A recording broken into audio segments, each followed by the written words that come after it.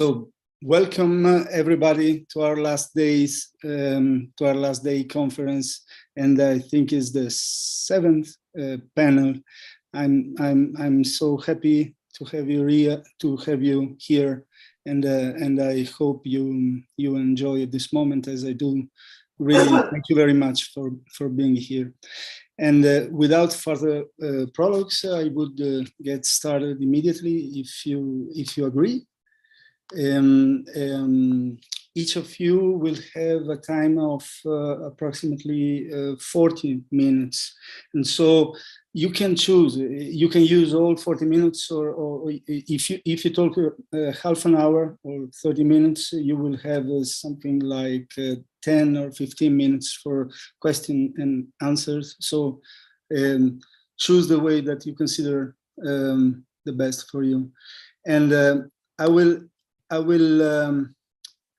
will introduce now our first speaker, who is Chloe Bamboulis.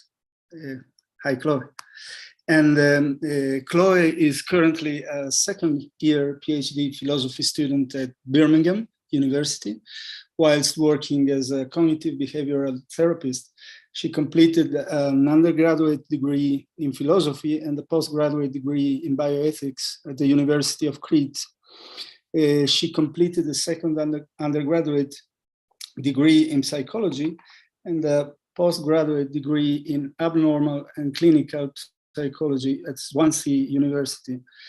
She has been working mostly as a teacher in secondary schools, an assistant psychologist in various environments, a postgraduate teaching assistant, and a translator of psychological and philosophical articles.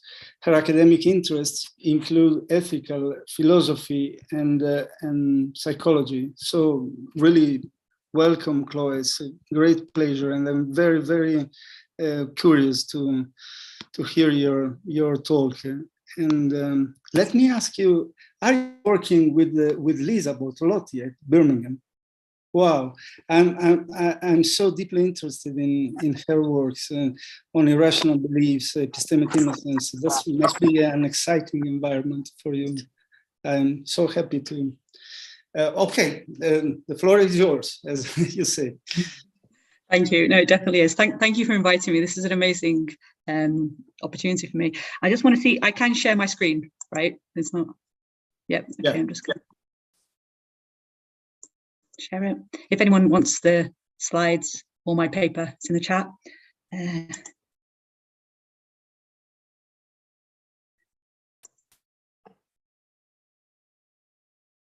Okay, great. All right, so the topic of my presentation, self-knowledge as self-improvement in Plato and CBT. CBT is cognitive behavioral therapy. I hope that people are generally aware of this. It's a type of psychotherapy that has a lot to do with the interaction between thoughts, behaviors, and feelings. What's the purpose? So I'm comparing Plato to CBT. I'm focusing on self-knowledge. So I'm just generally going to show a few similarities and points of congruence. Then I'm going to narrow down onto a specific area, which is objectivity in method and outcome.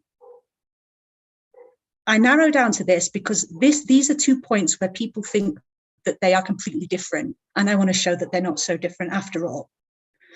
The general implications or the purpose is that I want to sort of demonstrate and contribute to literature which is sort of promoting the role of philosophy in the development of CBT, but also the therapeutic value of philosophy. So if you think about it, mental health difficulties are increasing. The services are limited. Okay, so there's a limit in resource. So it's not a bad idea to have alternative ways of promoting well-being. And I think that philosophy is a really good one. Okay. And also in doing this, I'm showing the practical aspect of ancient Greek philosophical thought. So CBT is very practical. It's not about knowledge in itself. It's about how we improve, reduce distress. So if I show that Plato has a lot of similarities, I'm also showing that knowledge and self-knowledge in Plato is very practical. It's not just knowledge in itself. So I know this is an awful lot, but these are just a few similarities. The main issue is coming up later. So in general, there's the importance of self-knowledge.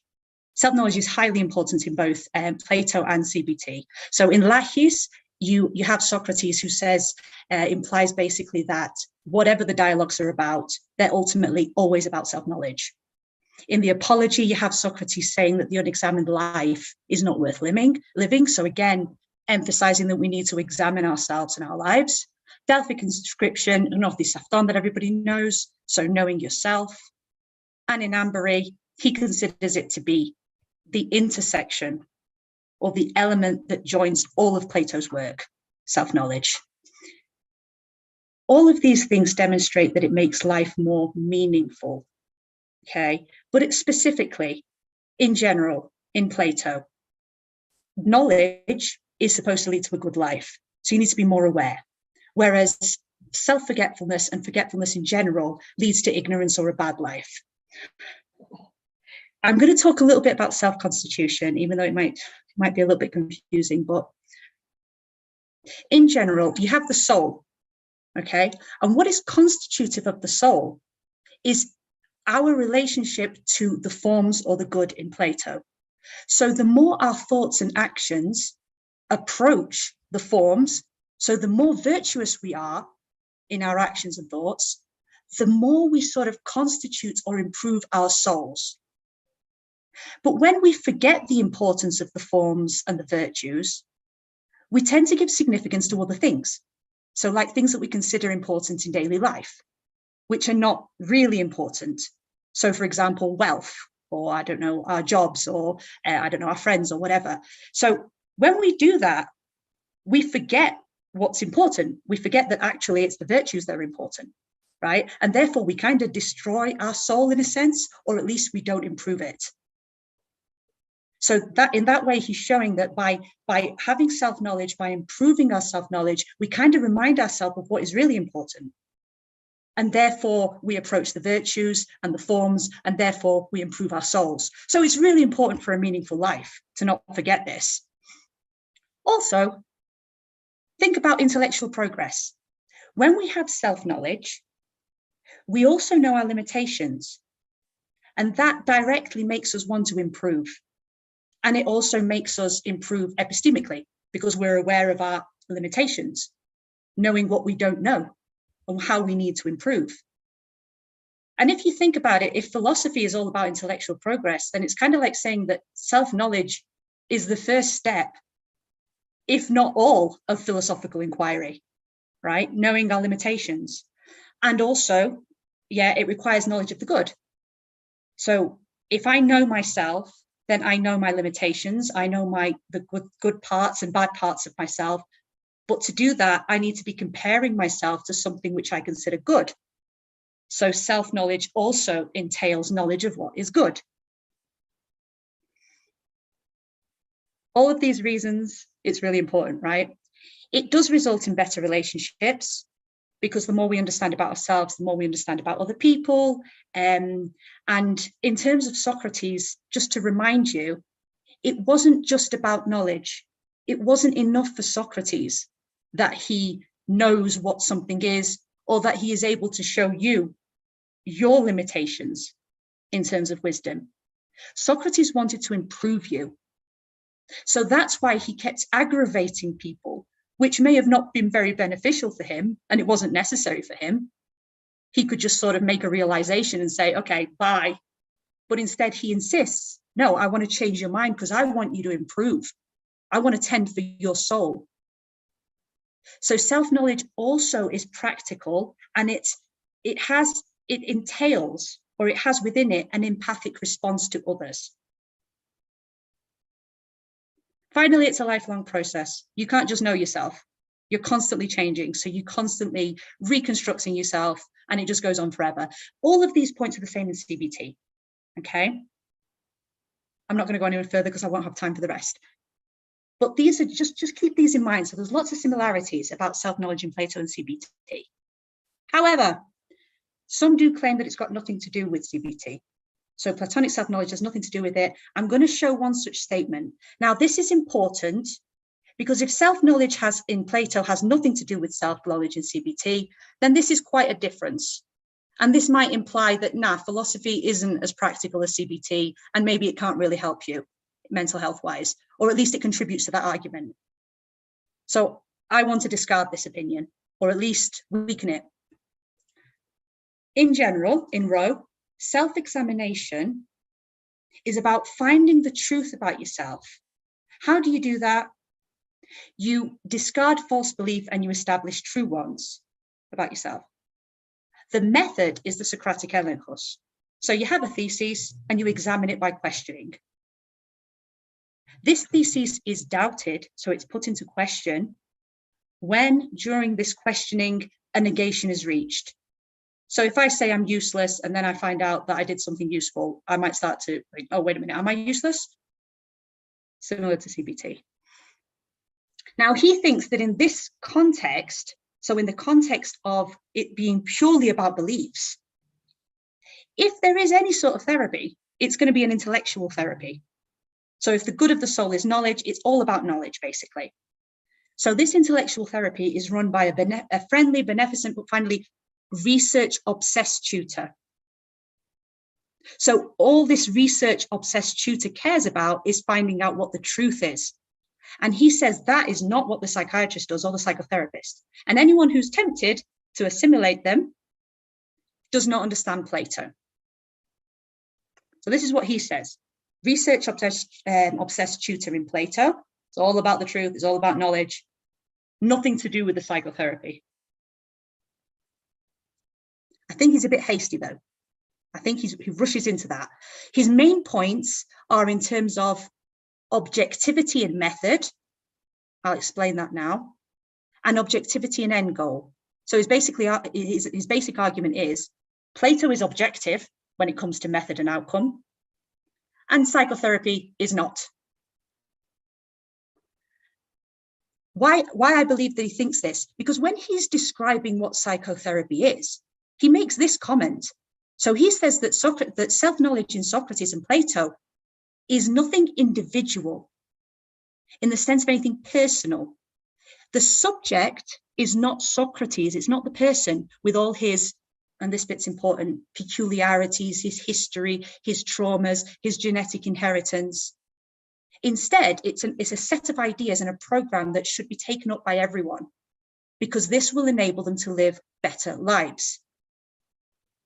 My first point is that previously he said that the only thing that's important is finding the truth. But now we see, no, it's a condition. Finding the truth is a condition to living better lives. So what's actually most important is living better lives.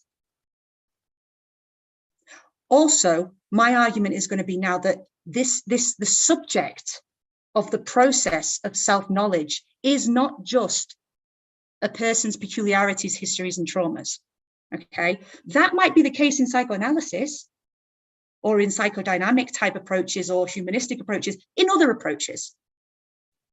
But that doesn't mean that that's all of psychotherapy, because CBT specifically, cognitive behavioral therapy, which is very popular and common now, so it's an area that you wouldn't want to ignore when talking about psychotherapy.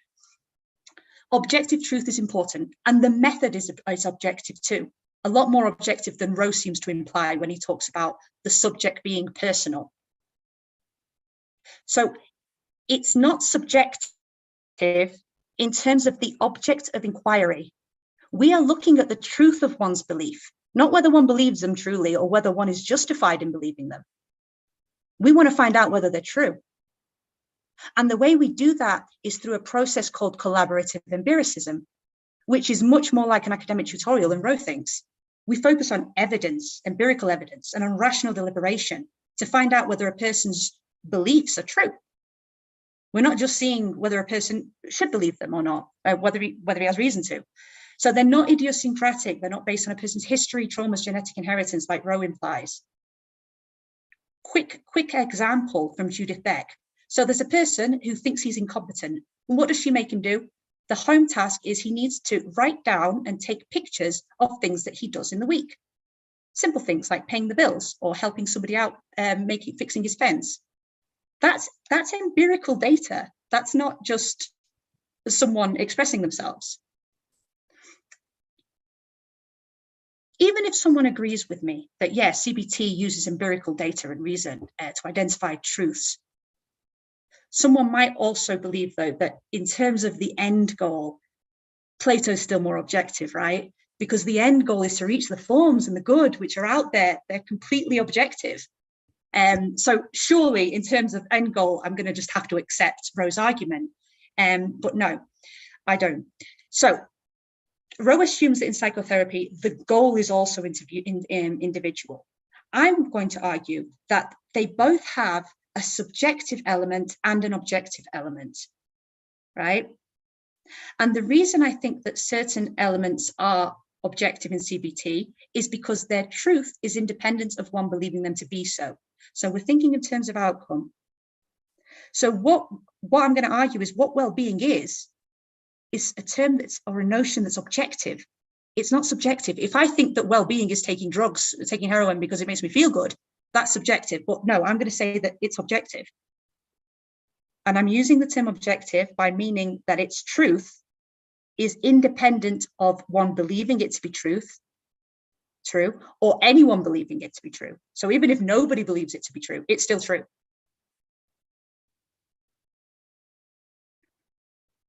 Just one note before I go on. As we said, ultimate self-knowledge is discovering the forms and the idea of good. But according to Plato, it's not expected that anyone will ever achieve this. So we're saying this is the ultimate goal, but nobody's going to achieve it in this life. And a really good example of that is in Phaedo, where Socrates says, I don't really mind dying. In fact, it's kind of welcome, because if I die, I might be able to see the forms. Because as long as I'm attached to this body, I can't see the forms. So you're never going to reach the forms when you're attached to the body. What does that mean? It means that nobody really knows what they are. Therefore, the whole purpose is to try to improve in light of these forms or this good without knowing what it is. And Socrates says, don't give up. You can do this. You can make progress without knowing where you're going, what the actual ultimate goal is. In other words, you don't need knowledge of a comprehensive metaphysical theory of forms or good to make progress in self-knowledge, which also means that it doesn't really matter if CBT doesn't have an elaborative theory of what well-being and happiness is. CBT doesn't really care about that ultimate goal of humans, right? We're looking at reducing symptoms here. But it doesn't make, but it also doesn't deny metaphysical commitments. It doesn't say whether there are some sort of entities out there, okay? They both aim at well-being, happiness, better quality of life, improving one's life. We don't have a reason to believe that ultimate happiness in one is different to the other, since we don't know what it is in either. But we do have reason to believe that they are similar. Why do we believe that? Well, because we've seen what the method is. It's all about correcting beliefs, self-knowledge, empiricism, rationality, the dialectic process. So there are lots of reasons to believe that we're heading in the same direction when we're talking about self-knowledge in Plato and self-knowledge in CBT. And I don't think we have enough reason to say that the ultimate goal is different. And like Beliotti says, in Plato, happiness is a condition of the soul, a well-ordered and balanced soul, which kind of reminds me of, psychotherapy and CBT. So you've got the subjective aspect and an objective aspect. Oh dear, I'm kind of going to move on. Okay, another indication of why I think objectivity and end goals is similar in CBT and Plato is the type of questions that therapists ask. So we do actually end up asking questions like what one values, how one should live, how one should interact, how one controls emotions, right? Now, the difference is in Socrates, the question is sort of set out really clearly. It's like, what is justice? What is courage? Is it worse to do or to suffer injustice? So he asks the questions directly. Whereas in CBT, we still explore these types of questions. We just don't do it in that way. So, for example, I'm going to give you an example of how a CBT sort of discussion could go. So this, don't forget what this is. So this is exploration of beliefs, and it's collaborative empiricism, right? But let's see how these relate to Plato's virtues. So let's say you've got a depressed woman, and the trigger for her depression is that she didn't get the promotion she wanted, okay? So these are two different ways in which the discussion might go. She may feel rejected, and then she may feel unworthy, and she may be embarrassed because she knows that all of her colleagues think she's a failure. So we start with the Socratic questioning. So there's a little bit of guided discovery here. I'm asking the questions, and at some point we sort of reach realizations, for example, that her worth does not depend on others. Now, this is an epistemically improved truth, okay? It's not something about herself. It's objectively that her worth does not depend on others. So it's a belief that's true. And as we continue this discussion, we may start talking about what makes a person worthy. So with lots of my clients, I've had a discussion and we've come up with a list of what makes a person worthy. And quite often these lists do include things like integrity or honesty or loyalty or courage or whatever. If we further continued the discussion in the context of CBT, we may reach certain truths about human worth or about virtues or about wisdom. And these sort of things are in the direction of the forms. So it's very similar to the sort of conversations that Socrates has in a different one. So let's say that this went a different way. So she lost the promotion, and to her, this means that she won't be able to get this house. And this was really important for her children. And now she thinks that her children are going to be deprived and disadvantaged. Through Socratic questioning, we may explore these beliefs objectively. Why is the house important? What does it mean to provide security and safety to children? Human values. Now, these topics, they're not solely personal. It's not really to do with the woman. These topics are general, and they're about human values and human virtues, which are objective because they apply to everyone, right? One more example, because I'm linking this example to what Rose said to show another way in which I disagree. So think about spider phobia. So apart from exposure therapy, which is the way we would ordinarily go, maybe we do have a little bit of an exploration of the fear. Now, the purpose is not to see whether the client himself is justified in fearing spiders. Because with all of his peculiarities, his history, his trauma, like maybe he got bit by a spider when he was young, maybe his genes, maybe he's sort of got that genetic tendency to fear spiders, which has been shown in the research. So all of these things may completely justify his fear. But we're not focused on that though. The object of our inquiry is what reasons he has objectively to fear spiders, right? So we're going to explore, why do people fear spiders? What do spiders do? What should their intensity of fear be? How should they react? Things that kind of remind us of virtues, right? So what we're going to be doing is we are going to be focusing on a set of ideas and a program that should be taken up by everybody. So exploring their thoughts to see whether they're realistic and justified objectively, because that will enable them to live better lives. Just like what Rose said Plato does, we're doing. Now, circumstances may differ in terms of the individual.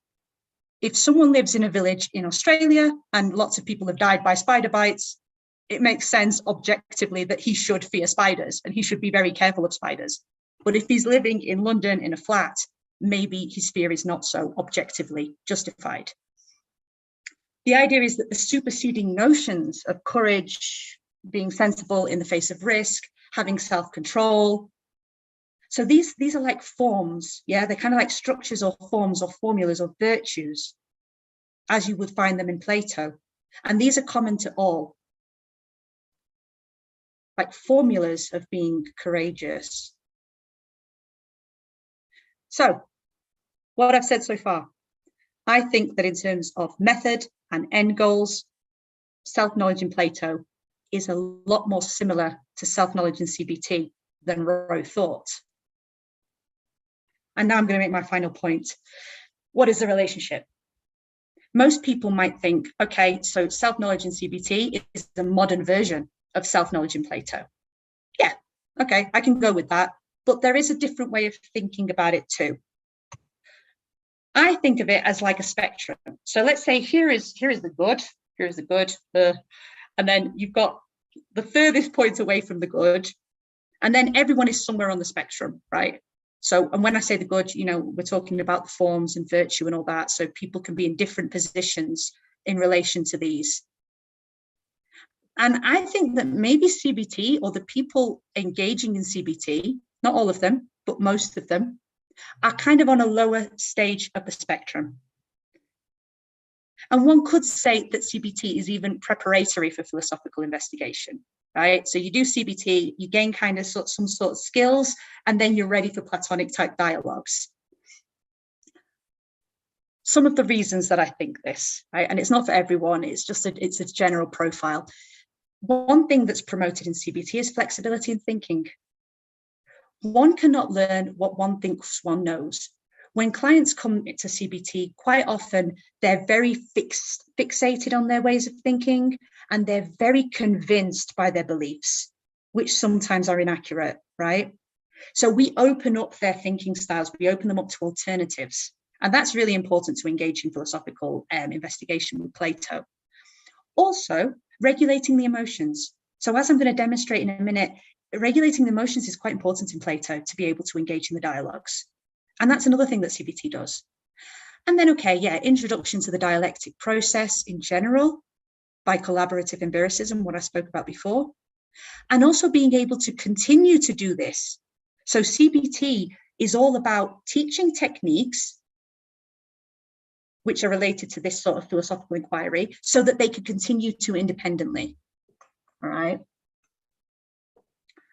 If this is the case, so if I'm right, we'll have to be able to find parts of Plato which demonstrate that people can improve and deteriorate in their capacity for philosophical investigation. So in their ability to engage in this process. And I think that there is such evidence. Bear in mind, it's not that they can improve and deteriorate in knowledge. It's in their ability for philosophical investigation. So it's in their ability to engage in the process. These are some of the bits which I've found.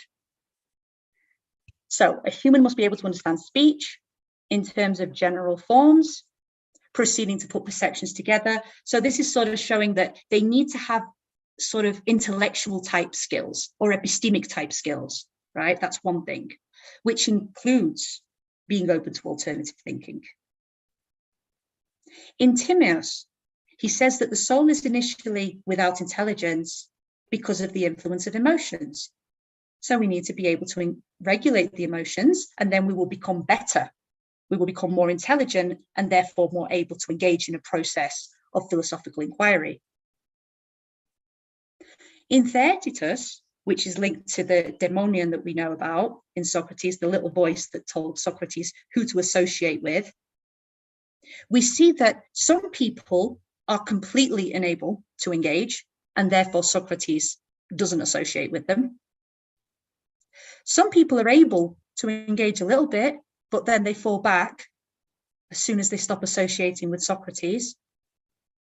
And some other people engage in the dialectic process, and then they can continue for a lifetime. So they get the most out of it. Now, someone might say, yeah, but that could be static traits. So it could be traits that are not changeable. Yeah, it could be.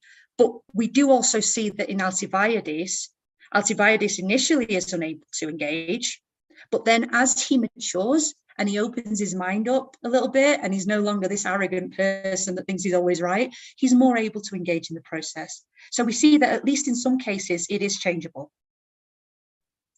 Even if it's not changeable, a similar sort of thing applies to CBT. Not everyone is able to engage in CBT. So even in that case, we're talking about people who can engage in these processes, okay? Now, I said about we need to show in Plato that people can improve and deteriorate, but also there's another way of sort of arguing my case. And what was my case again? That CBT could be related to a lower level on the spectrum to prepare people for Platonic type dialogues. Another way is by looking at what criteria one must meet. So for you to engage in philosophical inquiry with Socrates, there are certain criteria which you should meet. And I think that these criteria are the type of things we promote in CBT. One of these criteria is emotional regulation. And hopefully we remember the charioteer in Phaedrus, right? So you've got the charioteer himself, who is intellect and reason. And then you've got these two horses, which are the noble impulse and like difficult emotions. And they're kind of pulling the charioteer here and there, and the charioteer is trying to control them, trying to regulate them so that he can go up towards the sun, which is the ideal and the good and all that jazz. So basically, again, it's about emotional regulation, which is very much to do with CBT. And then basic skills in general, which we promote in CBT: rational deliberation, the dialectic process itself, openness to inquiry, making you realize that the things you're sure about might not be true, right? And also to continue to progress independently. So the things I spoke about before, these are basic skills to engage in Platonic type dialogues, otherwise Socrates won't even talk to you. And these are the sort of things that we do in CBT. Final comment, CBT is not the first step, and Platonic dialectic is not the last step, right? So some people are not able to engage in CBT, but they might become able to engage in CBT. So it's not static. Other people are static, they just can't engage in CBT, right? But also it's not the last step, because as we know, Socrates never reaches a conclusion. We never actually reach the forms, okay? So there might be another step, possibly, don't know. Also, CBT is not a sufficient or necessary condition for Platonic type dialogues. So just because someone's finished CBT doesn't mean he's ready for Platonic type dialogues. So it's not sufficient. Also, someone might be ready for Platonic type dialogues without engaging in CBT. You don't have to. It's just an optional step, which I'm proposing. Conclusions. Despite what Rowe thinks, I think that self-knowledge is self-improvement in CBT is similar to that in Plato. I think it's similarly objective, both in its method, collaborative empiricism, and in its end goals, happiness and well-being. And maybe the relationship between the two is that they're on a different stage or level on a spectrum towards the good. And criteria include emotion regulation, flexibility in thought, introduction to the process. And that's all I have to say about that. Thanks so much, Chloe. It's really so fascinating for me. It's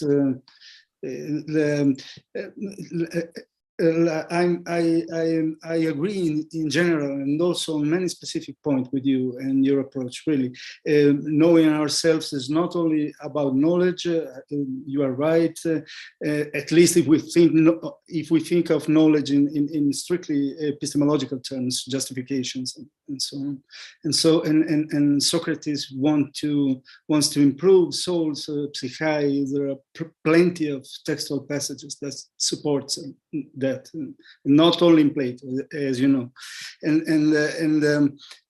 except perhaps that there is also in Plato a notion of, as you say, a notion of better life and improvement that is at a certain point, it seems to me, is commonly quite different from what usually normal people would be ready to conceive to the good is conceived as by him, it seems, as something so far beyond most people's usual capacity. I don't know, something ineffable in many cases.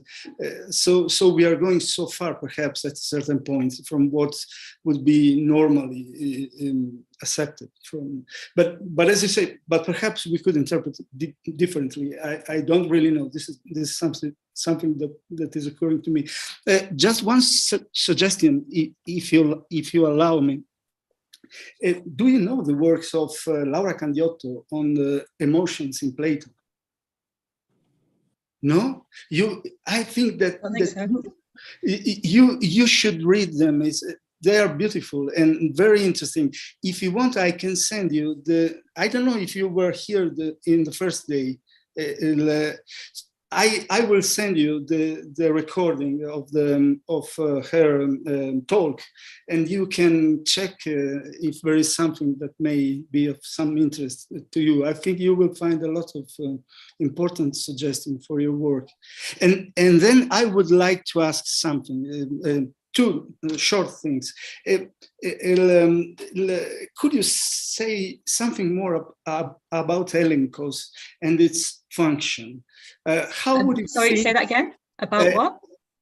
About Elenkos, the refutation, the refutation method and its function. How would you think of the Elenkos? And then a second question. You was saying that people usually do not engage voluntarily in CBT. And can you tell me a little more about this, or send me something? Can you rephrase that question? So people don't engage in CBT voluntarily. Did I say it maybe somehow differently? What I heard is that people usually do not engage in CBT, in cognitive behavioral therapies voluntarily. That there are some resistance, or maybe I didn't. Maybe do you mean the bit where I said that people are not, like, that they think not willing? They know? Yeah, they are not so easily willing to do this therapy, perhaps, but I don't know. Maybe I heard something wrong. But I'm very interested about your opinion on the Elenkos. If you have one, give me some suggestions. Thanks. Cool. So I'll try to answer both. So regarding Elenkos, you set a belief. If you're talking about self-knowledge, you might set a belief out there which you think is true. So the whole idea of Elenkos is we're setting out a hypothesis or a thesis, a position, and then we start to discuss this position. And if we find evidence that sort of refutes it, or other ideas which contradict it, then we're weakening this belief. We're putting it in doubt. I'm not going to say that we completely refute it, even though that's what Rowe says. He says that when we reach a negation, when we reach a contradiction, then we refute the initial idea. I'm just saying that we question it because there's a chance that the other notion is wrong, right? But it places it then at the forefront, and we're like, okay, wait a minute, I believed that about justice and about me being brave in that situation, but now I can see that that's different, and therefore I need to explore it a little further. And I think that the same thing happens in CBT. So a client will come with a belief that he truly believes. My colleagues don't like me. Oh yeah, tell me. But these beliefs are something harmful for these people. Or not, they are something that make them suffer in some way, or not necessarily. Yeah, well, the thing is that's debatable, and that's really deep, because I would say, according to Plato, yes, because if it's untrue, then it's taking you away from the forms, right? So all types of ignorance are bad for you, and they could lead to human suffering. In terms of CBT, I'm going to say yes, but somebody else might say it could be helpful. So it could reduce suffering for an individual to have an inaccurate belief, which could be the case. But I think that ultimately, in one way or another, true beliefs are better. Like, they would ultimately lead to less suffering, because it could be that, okay, you have this inaccurate belief, which is now helping you because it's helping you to avoid your problems.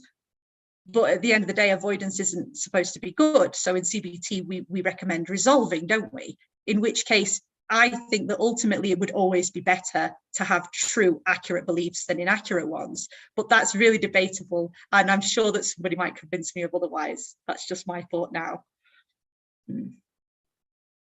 Thanks a lot. It's a difference between short term and long-term effect of inaccurate beliefs. Yeah. Okay. Yeah. No, thank you very much, Chloe. It's a great talk.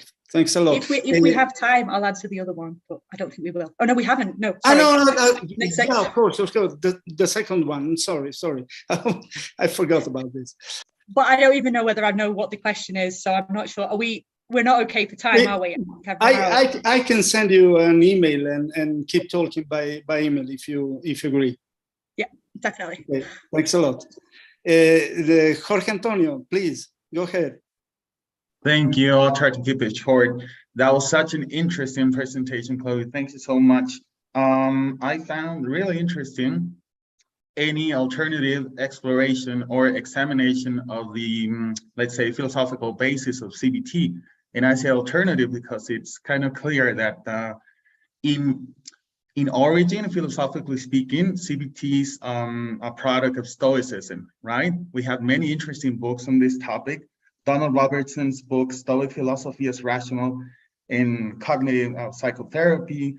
I believe Massimo Pigliucci has published many interesting articles on this point, but I myself, I'm interested in exploring the connections between Epicureanism and CBT therapy, right? As you are doing now with Plato. And well, before making the question, I would like for you to make a clarification. I'm under the impression that in CBT, the objective is very much related to a psychological practice called restructuring beliefs, which is about challenging beliefs. And beliefs are understood as dysfunctional, something that could be related to what Pietro asked before, harm in false beliefs. And I'm wondering if it is the case, if I'm not mistaken, if the aim of CBT therapy, right, it's about restructuring your, let's say, damaging and false beliefs. Don't you think that, of course, this is closely related to moral development in the culture of virtue ethics, right? But don't you think that there's still a long way to go in terms of moral development in this? Well, yes, that's the question. You mean in CBT that we've got a long way to go? Yeah, in this effort you're doing, trying to relate CBT with virtue ethics, specifically with Plato's perspective, no? Yeah,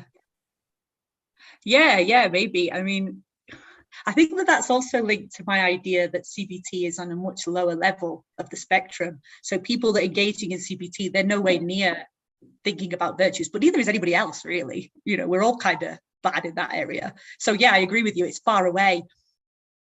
I think I'll accept that. And I think it's also linked to what Pietro said about the forms being so far away. It's kind of like, what are we even talking about, right? So yes, the ultimate goal is so far away, but I still think that there is, well, first of all, I still think that my argument stands that CBT, self-knowledge and CBT, and Plato are very similar, but also the process. So even though we're miles away, we can still improve, and we can still have objective criteria to judge who is better off and who is less better off. And I think, like, at least, I don't know whether I'm influenced by, all of these philosophers, but I just feel like it is there when you sit down and you have a discussion about what values are and what life is all about and what we should be like and what we shouldn't be like. Ultimately, quite often, you kind of go in that direction. It's like, it's just hard putting it into practice, isn't it? It seems like everybody knows certain things which are going towards the forms, but then it's actually, yeah. So yeah, I agree with you with that. Regarding the challenging beliefs things, yeah, it's supposed to be exploring beliefs. People don't like the word challenging now, but it is challenging beliefs, isn't it? So yeah, I agree with you. It's not the only thing that CBT does, but I think it's like the most important bit, isn't it? Like, it's based on the cognitive theory. There are other techniques which are behavioral based. Some techniques don't even touch thoughts, but mostly it is about that. Yeah. Have I answered? No, yes, you did. Thank you so much. We have time for a last question. Please, Maria Teresa, go ahead. Thanks very much. Thank you, Pietro. Thank you very much, Chloe. To be honest, I don't see a very, very strong difference between your position and Rose's position. Maybe in the end, but basically, I cannot see a very, very strong difference. What is the main point that you really think that it constitutes the difference between your position and Rose's position? Cool.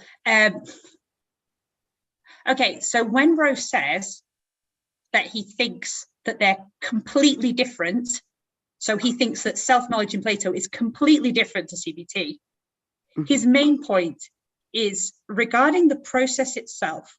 So he says that in Plato, we're not talking about the individual, we're talking about the truth of his beliefs, the objective truth of his beliefs, right? And the objective truth is not about whether you're justified in believing your beliefs or whether you actually believe them. It's got nothing to do with your beliefs. It's about you. It's the object of inquiry is the belief itself. Is it true? That's what Plato does. He says that therapy doesn't do that. So he says that psychotherapy, it's all about you exploring yourself, exploring your history, coming up with realizations or maybe a type of catharsis, as you might find in psychoanalysis. It doesn't need to be true. In fact, there is research which sort of compares psychoanalysis to shamanism. It's all about what helps you. What do you want to believe that makes you feel better? And if your distress is reduced, then that's fine. We don't care about whether it's true or not. That's kind of what he's claiming about psychotherapy. And I just want to remind him that CBT, which is so popular and it's like a big type of psychotherapy, is not like that. We are looking to see whether your belief is objectively true. So if you believe, for example, that people don't like you, we're not going to look at what that means to you. Well, we might look at what that means to you, but we're not interested in why you believe that necessarily. We'll look at why you believe it because that will help in our investigation. But ultimately, we want to see whether it's true. So we're gonna look at empirical evidence, and we're going to use reason. We're going to use rationality. So we're going to see what makes you think that you're not likable, right? So I'm going to ask you, when you went to work yesterday, did somebody offer to make you a cup of tea? Yes. Well, that's empirical data. That's objective. Or I might ask you, do people ever invite you over to their birthday parties? If you say yes, then that could be empirical data, which either supports your hypothesis or rejects it, and it's objective. So I'm saying that Rose's wrong there. The second point that he makes, which for me is the more controversial, hardcore one, is he says they're completely different because Plato, when Plato thinks of an ultimate goal, he thinks of the forms and the good, which are completely objective, right? Beyond what people believe individually and subjectively. And he says CBT is not like that. The goal of CBT is completely personal and individual, right? So it's how to make you feel less distressed, but based on personal individual feelings. It's got nothing to do with an objective outcome. And my point is that if you continue in the direction, maybe it isn't as it is because, yes, admittedly, CBT therapists don't think about forms, and we don't think about an ultimate notion of perfect well-being. We don't do that. We focus on the person's symptoms for now. But that doesn't mean that we deny that an ultimate perfect form of well-being exists. It may exist out there. And in fact, the more we sort of look at CBT and the direction that we go in our discussions, they seem to point to that. So we've got discussions that if we continued with them, they would lead to things like what it's like to be courageous, what it's like to be virtuous, what is important in life, right? The sort of things that Plato also looks at. And the point I also make is that we don't know what the forms are in Plato, just like we don't know what they are in CBT. So as long as we have reason to believe that we're heading in the right direction, it's kind of like we should be satisfied with that. I know I went on there a little bit too long, but is that okay? Yes, maybe because I am defending my professor, no, but because I studied with Rowe, but and I have talked about that for many times long ago, but it needs some clarification. But thanks very much. It is very, very interesting. I am going to write you. Okay, thank you very much. Okay. Thank you. Right. Yeah, thank you very much, Chloe. Great talk. And I now would let Etienne Helmer to introduce you our next speaker. So please, Etienne, go ahead. Thanks. Yes, good morning, everybody. Thank you very much for being here. And I am glad to introduce our next speaker, who is Taha Karagos, with a conference, the title of which is Plato's Non-Impersonal Conception of Truth, which is a related topic with the conference of Chloé Bamboulis. Taha Karagos is a PhD candidate at the Léon Robin Research Center and Ancient Philosophy at the University of Paris La Sorbonne, where he's currently preparing a dissertation, the title of which is The Problem of Individuation in Aristotle, Unity, Movement, and Rest. He's doing a research residency at the University of Monterrey, is that correct? Oui, exactly. Oh, wait. D'accord, merci. For this academic year, 2022-23, and he has previous publications, a paper on Plato's conception of linguistic koinonia in the review Revista de Filosofía de Arrete, and then from our colleagues from Peru. And along with ontological, linguistic, and psychological problems in ancient philosophy, his research also extends to contemporary continental philosophy, and he teaches courses on these topics in various institutions in Istanbul. So welcome, Taha, and please, we are very glad to hear you. Thank you. I would like to thank everyone who organized and participated in this conference. My presentation will be in the opposite direction to Chloe's presentation, towards the personal, not towards the objective. Today, I will examine non-impersonal character of truth in Platonic dialogues in relation to the dialogue form his writing takes. In order to prepare the ground for the concept of non-impersonality, I will first refer to the concept of logos that Plato develops in the Sophist. Afterwards, I will discuss the concept of dialectics to see the implications of this conceptualization. As stated at the beginning of the Sophist, the only thing we have in common is a name, Sophist. However, in a world of change and mixture, the name, which is frozen sema, does not allow us to catch or hunt for its object in ergon.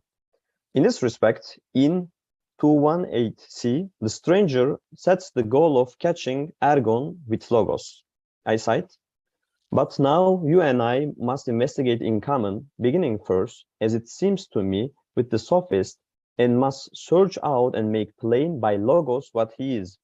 For as yet you and I have nothing in common about him but the name, but as to the ergon to which we give the name, we may perhaps each have a conception of it in our own minds. However, we ought always in every instance to come to agreement about the pragma itself by logos rather than about the mere name abstracted from logos.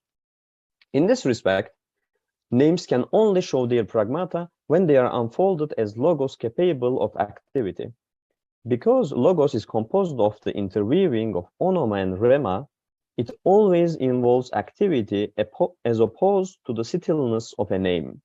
The stranger makes this point in 262c as follows, I cite, since no more in this case than the other does what has been voiced indicate action or lack of action, or the being of something that is, or of something that is not, nor will it until someone starts blending the verbs and the names. Then they fit together, and their first interweaving is at once logos.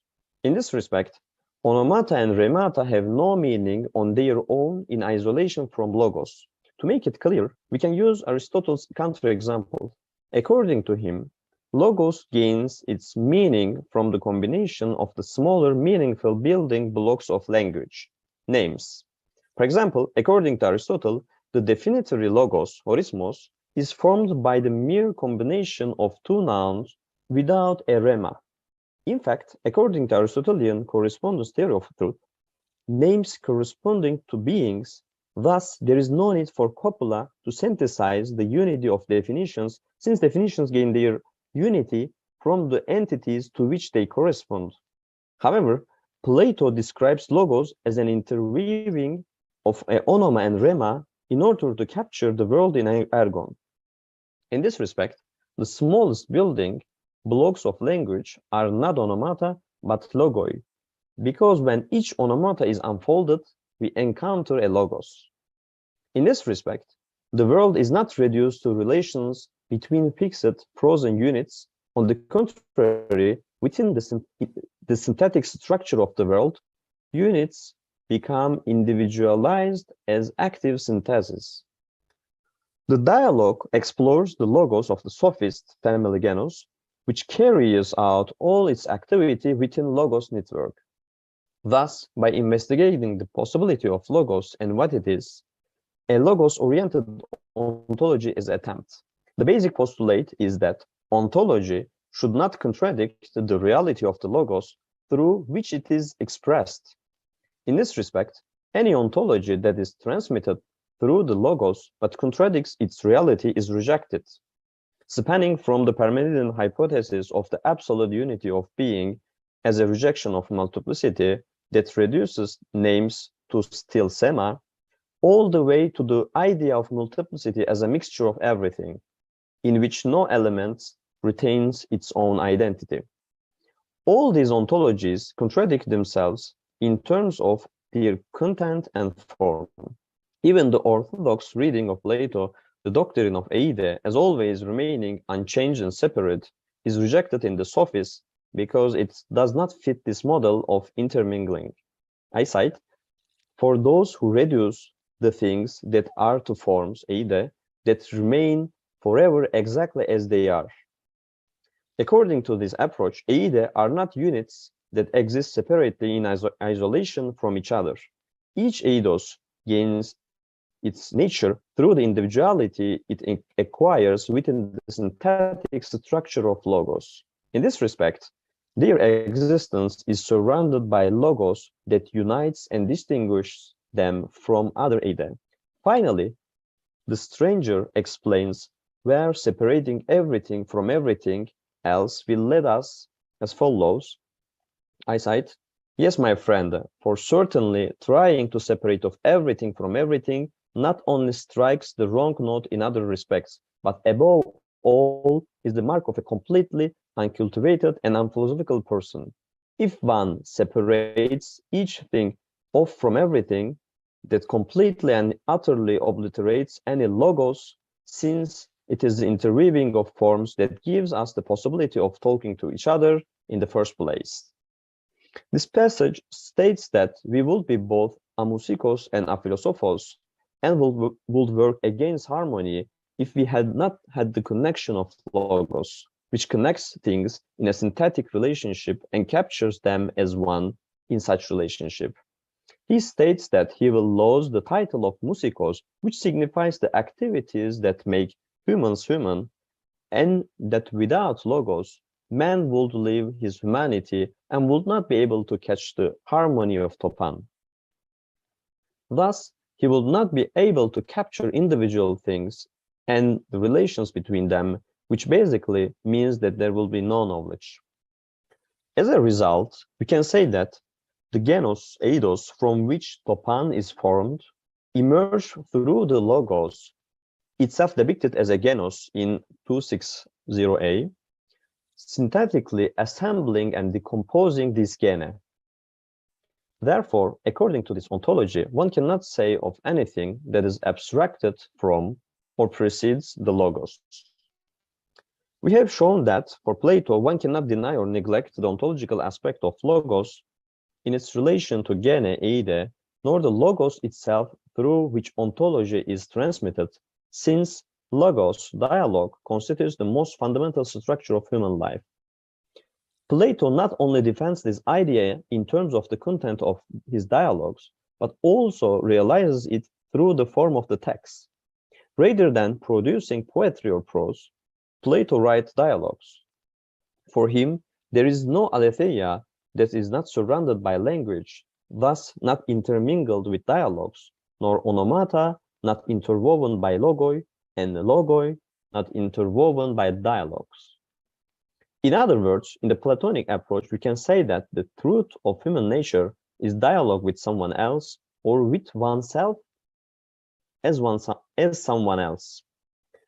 For Plato defines thought as the soul's dialogue with itself, that is, on the basis of dialogue. In this respect, just as there is nothing independent of logos, there is no truth independent of dialogues. Dialogues cannot be seen as the transfer of knowledge between certain subjects as characters. Characters emerge within the logoi and dialogues in which they are wrapped. In fact, unlike modern editions, it is thought that the original manuscripts of the dialogues did not say who spoke the words at the beginning of the sentences. From the first utterance onwards, the subject who speaks is not written at the beginning of any sentence. In this respect, when we open a dialogue and set out to read it, we encounter nothing but a web of logoi that surround each other.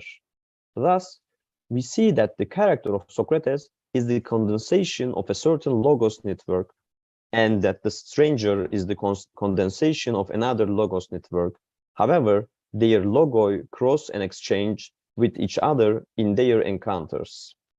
Surrounded by dialogues, human beings find themselves in the shadows in a doxastic world. In this sense, in life and in Plato's dialogues, every logos has a mouth and a context.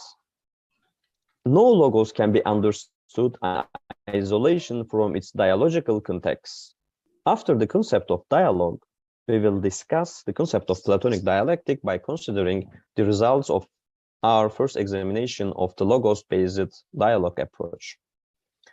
Considering these discussions, I would like to visit dialogue in the light of a famous question that has been asked throughout history and has even been used against Plato. Why did Plato, who forbade the performance of mimetic arts in his city, spend his entire life writing dialogues that imitate life itself?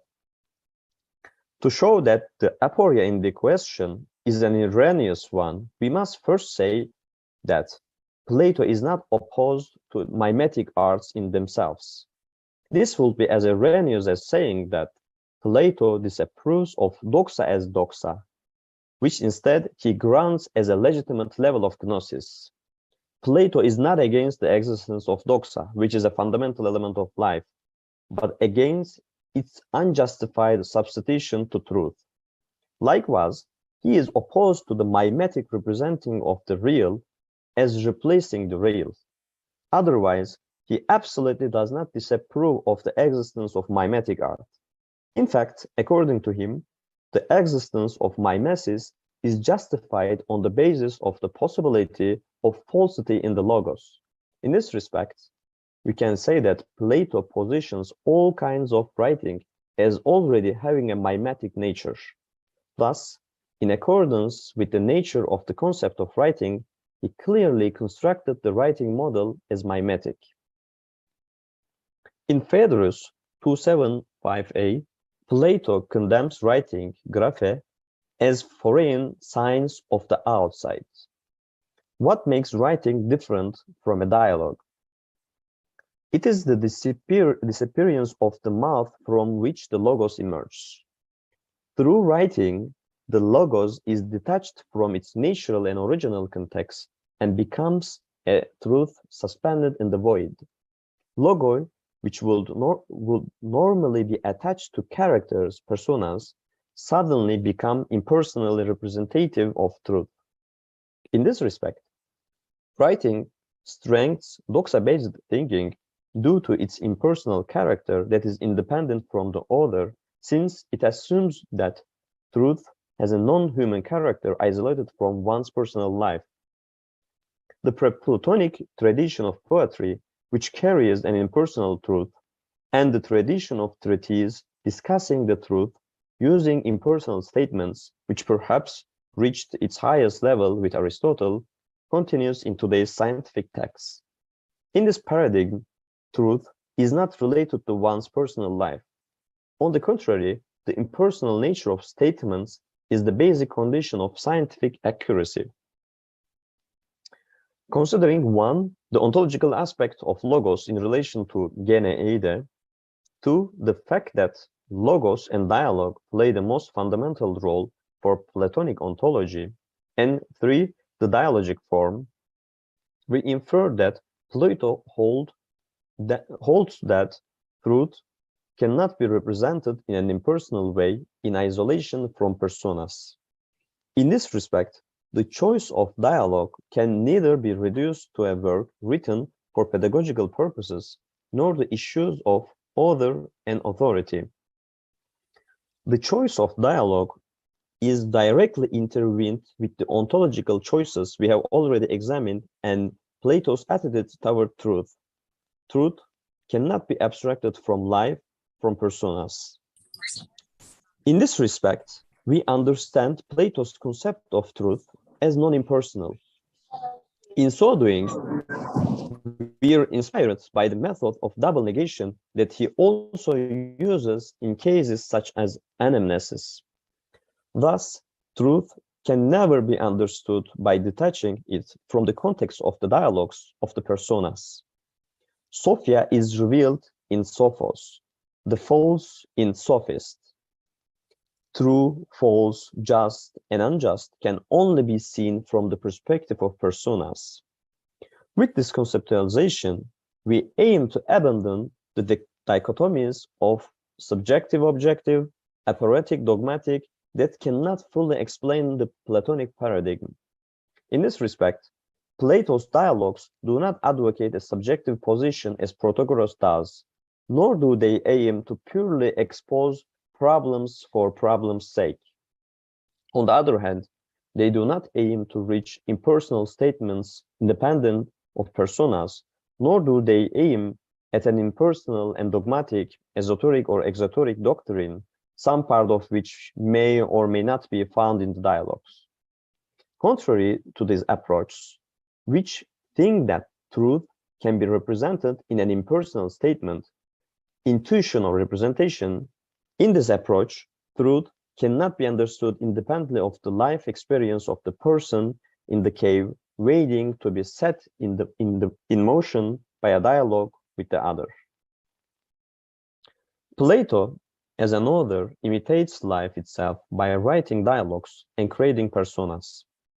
In contrast to Parmenides' poem or Aristotle's corpus, the reader of the dialogues should not take the character's words as the truth itself. Instead, Plato aims to thrust the readers, the protagonists of their own lives, to arrive at their personal truth by presenting the dialogues of other personas. In this respect, the reader of Parmenides' poem on nature learns the truth that being and thinking are such and such. The reader of Aristotelian Nicomachean Ethics learns the truth that the virtuous life is this or that. These truths are represented in an impersonal way, independent of persons. However, in Plato's dialogues, the author never states an impersonal judgment that X is so and so. We only witness conversations between personas. Plato is not the only author of Socratic dialogues. Xenophon, for example, also wrote Socratic dialogues, but not like Plato, who wrote nothing else but dialogues. Also, when we look at Xenophon's dialogues, What stands out directly is Xenophon's didascalic comments about the dialogue within the dialogue. In this respect, the author uses impersonal statements in addition to and beyond logoi exchange between the characters. Thus, we can say that Xenophon's assumption of truth has an impersonal character even though he writes Socratic dialogues. In this respect, Plato's preference not to include impersonal statements such as didascally in his dialogues is clearly a choice. Considering that the letters, which are the only texts he writes beside dialogues, are Plato's dialogues with other people, it is evident that he chooses not to write any text that is not attached to personas. Plato, who creates personas, is aware of the gap between author and text. Parmenides or Aristotle, on the other hand, do not problematize the relationship of the content to their authorship in the same way, since they pretend to articulate the truth in an impersonal way without basing their writings on the relationship between author and reader. Plato wrote his dialogues by taking into consideration the fact that human beings can assume different personas within the framework of dialogues. In this respect, the author is at the same time in every persona and nowhere, in no persona of the dialogue. Likewise, as we often encounter in the case of the Socrates, the characters often take the place of other personas through mimetic activity. And finally, the reader for whom the dialogue is written can read it because he can assume the role of all of these personas.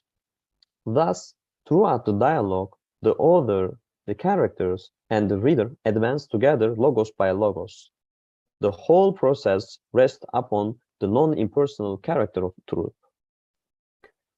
Dialogues that do not present the truth to the reader in an impersonal way, but aim to move through logos by giving him the opportunity to assume personas, call us to the Delphic maxim, know thyself.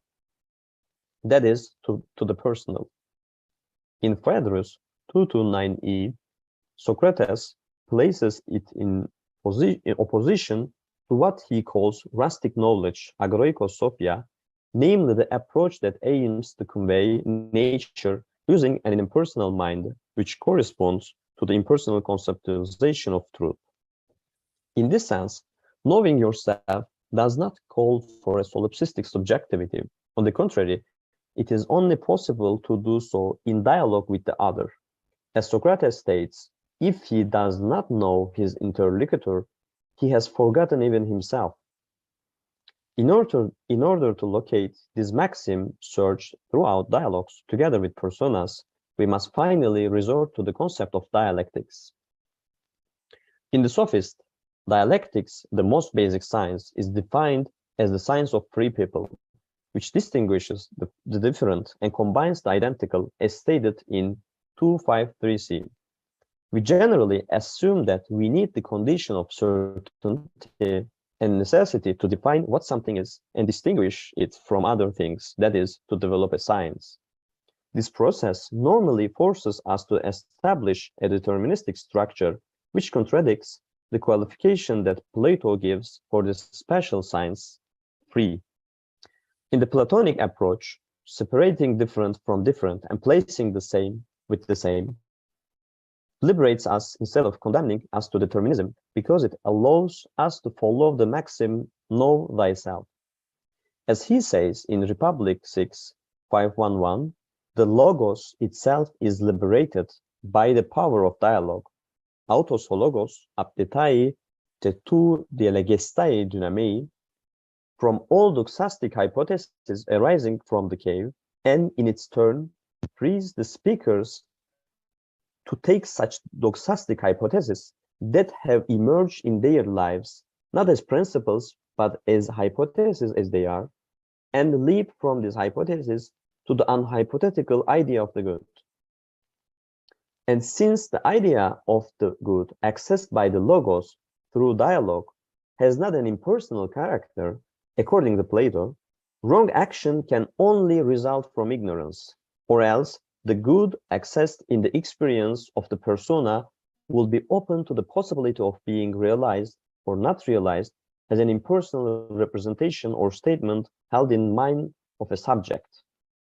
Contrary to Plato's conceptualization of the personal soul, Aristotle, who claims that all individuals of the same species have the same soul, that is, the same form, with an impersonal character, ultimately locates the truth in an agent intellect, not in the mortal personal composite substance.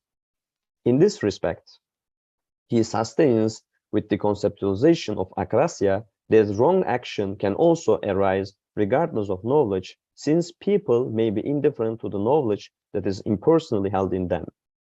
In this respect, truth can be abstracted from life and stored separately from it as impersonal knowledge contained in an impersonal soul. We can explain this emancipatory character of dialectics by examining sophistry as its counterexample.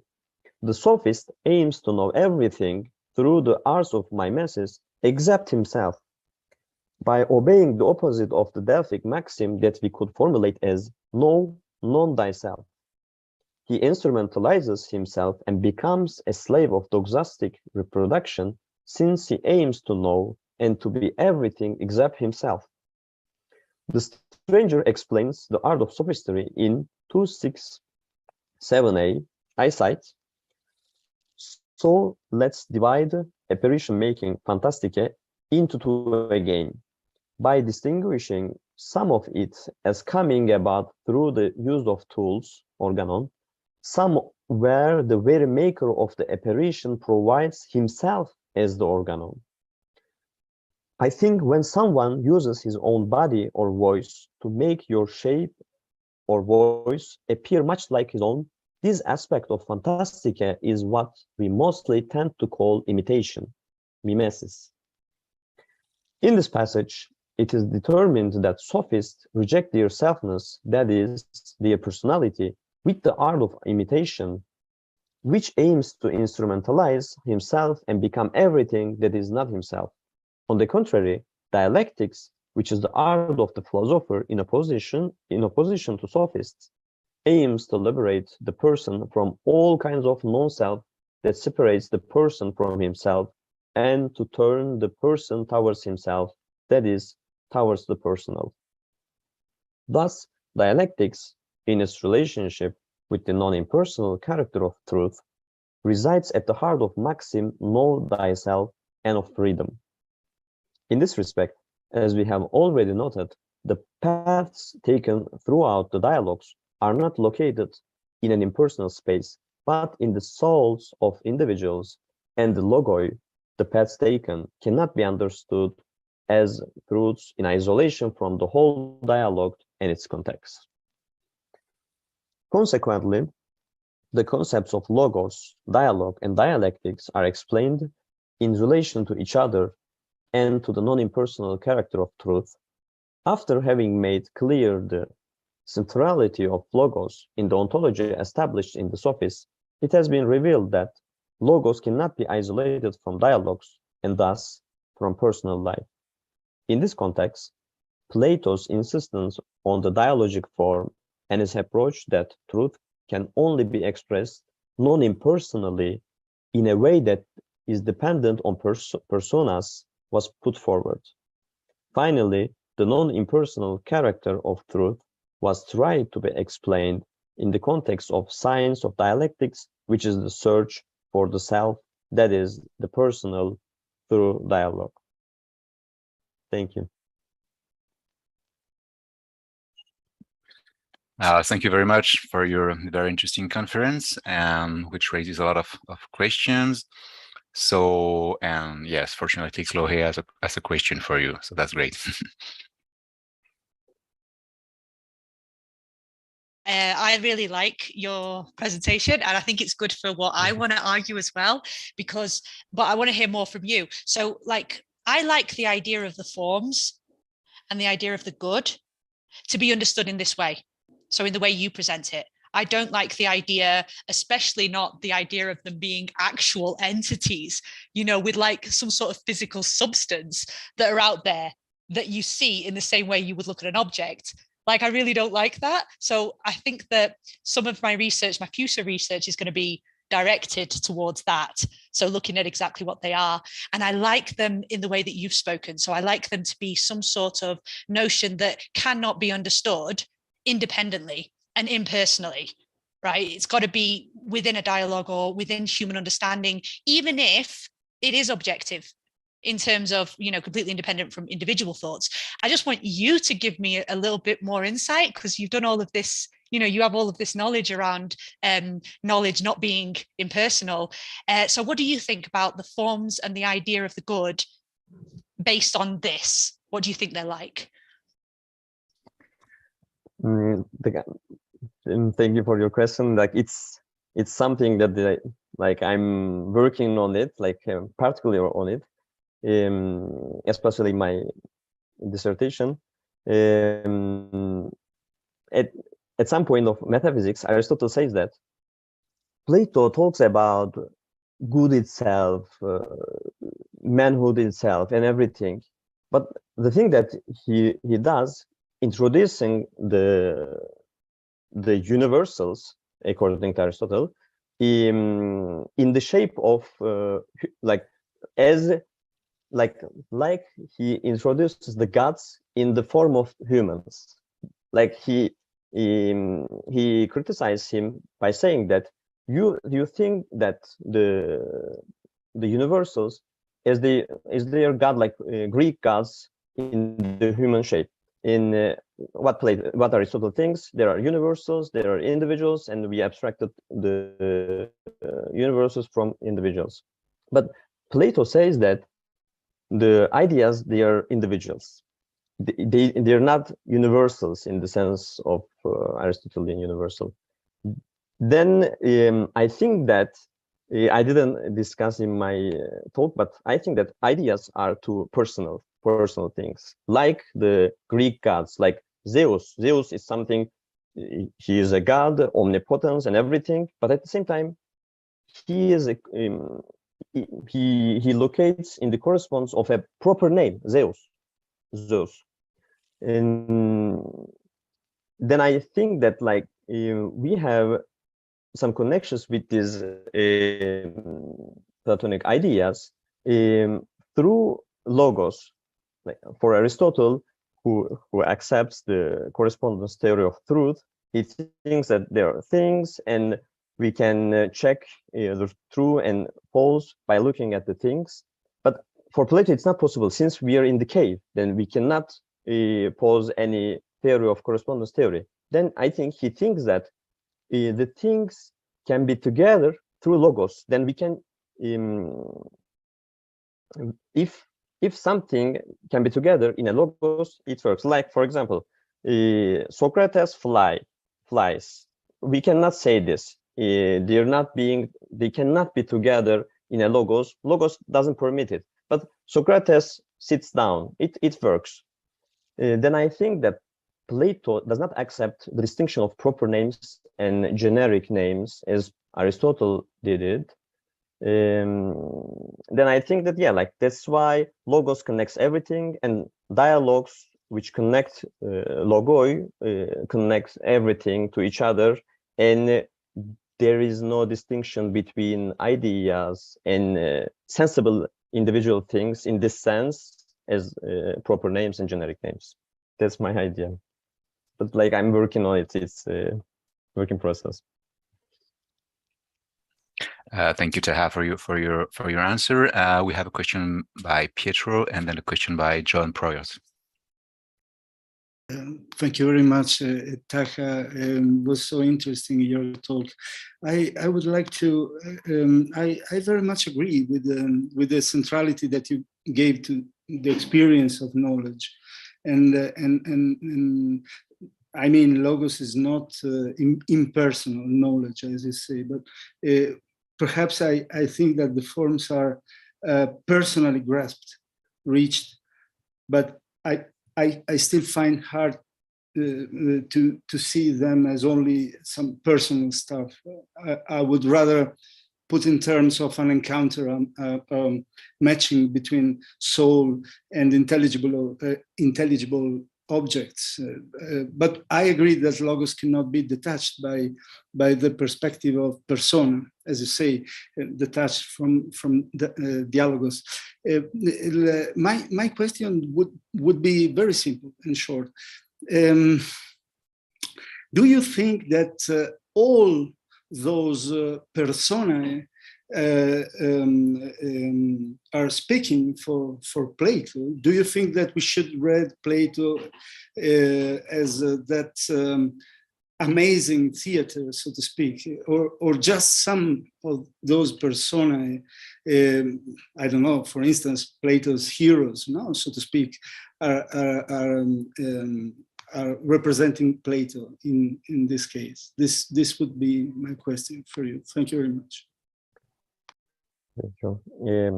Yeah, as you said, like of course, like it is not something personal in the sense of that the things are subjective, refined. Like I'm more focused on the how do we represent the truth.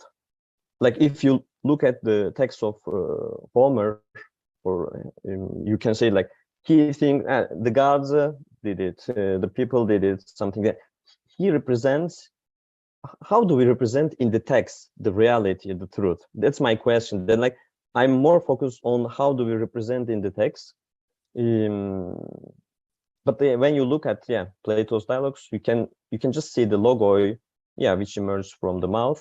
For your question, where is Plato? Like when an author writes his text, it is in everywhere in his text. But for Plato, there are many personas. They say always the contradictory things, and we don't understand what's happening here. And that's why I say that Plato, we can find Plato in every personas and nowhere at the same time. Since we, the reader, also we can assume all personas, we can advance through logos to somewhere, and at some point we can leave them. Then we can also assume all these personas as Plato did it. Then in a way that we are all these personas and we are not all of them at some point. But I think something particular, I think stranger in the later dialogues, it can represent more Plato, since I think like where is the scene of dialogues? I think the scene of dialogues is reader's soul. When we read, the scene, the everything happens in our soul. We are moving through these logos, and Plato wants to talk with us by person, and that's why he chose the name of stranger, since he is stranger in our soul. When the plays realize in our soul, if Plato wants to speak, he will be a stranger. Then I think that he is really insisting the alienation of other when we read a dialogue. Like it's our knowledge, but it's someone else's knowledge. Then he wanna made clear the alienation of other, and he represented him as a stranger when he wants to talk directly to us, I think. But thanks a lot. It's a work in process. Thank you very much. Thank you very much. And now I think we have a question by John Proyers. So please. Thank you. Yeah, that was really, really interesting. Thank you for your talk. So I'm very on board, but I think I have sort of two nagging sort of concerns that are, just concerns that I have about this kind of a view. And so I was just I wanted to know what you thought of them. So, and I think both of them can be put in terms of the cave. One is that, so Plato likes this topographical metaphor where not only are you going from what is below to what is above, but when you get to what is above, you have this kind of more global perspective where the thing that you saw before now looks different. So the prisoner escapes from the underground and sees everything outside and comes to understand what life in the underground meant in a way that he didn't understand before. And similarly, in the myth at the end of the Phaedo, you know, he has this comparison. If you lived at the bottom of the ocean floor, you know, you'd think that the sea level was the sky. And so us two down here in the hollows look up at the sky and think that it's the sky, but really there's a real sky beyond it. And in the ethical digression in the Theaetetus too, there's this the philosopher's thought is flying above and below, and there's just all these ideas of sort of having this more global perspective that he puts in through a topographical metaphor. And it seems, you know, I mean, it seems on the one hand like that supports the kind of personal. So if that's the sort of model of grasping the truth, then it seems like that supports the personal view insofar as it's like, well, from our kind of parochial, partial standpoint, you know, seeing the truth kind of illuminates what came before what it was, right? However, I also see him as trying to get at something like the notion of objectivity through this topographical metaphor. And so I just wondered, like, how do you reconcile those two thoughts, and how do you see the kind of the idea of the global perspective for Plato and the importance of that in some of the texts that you were talking about? Where do you see that? So that was one kind of issue, and then relatedly, Julia Annis says this thing in her Republic commentary, the introduction, that, you know, the knowledge that the prisoners wake up to in the cave is completely impersonal. It has nothing to do with them and their lives.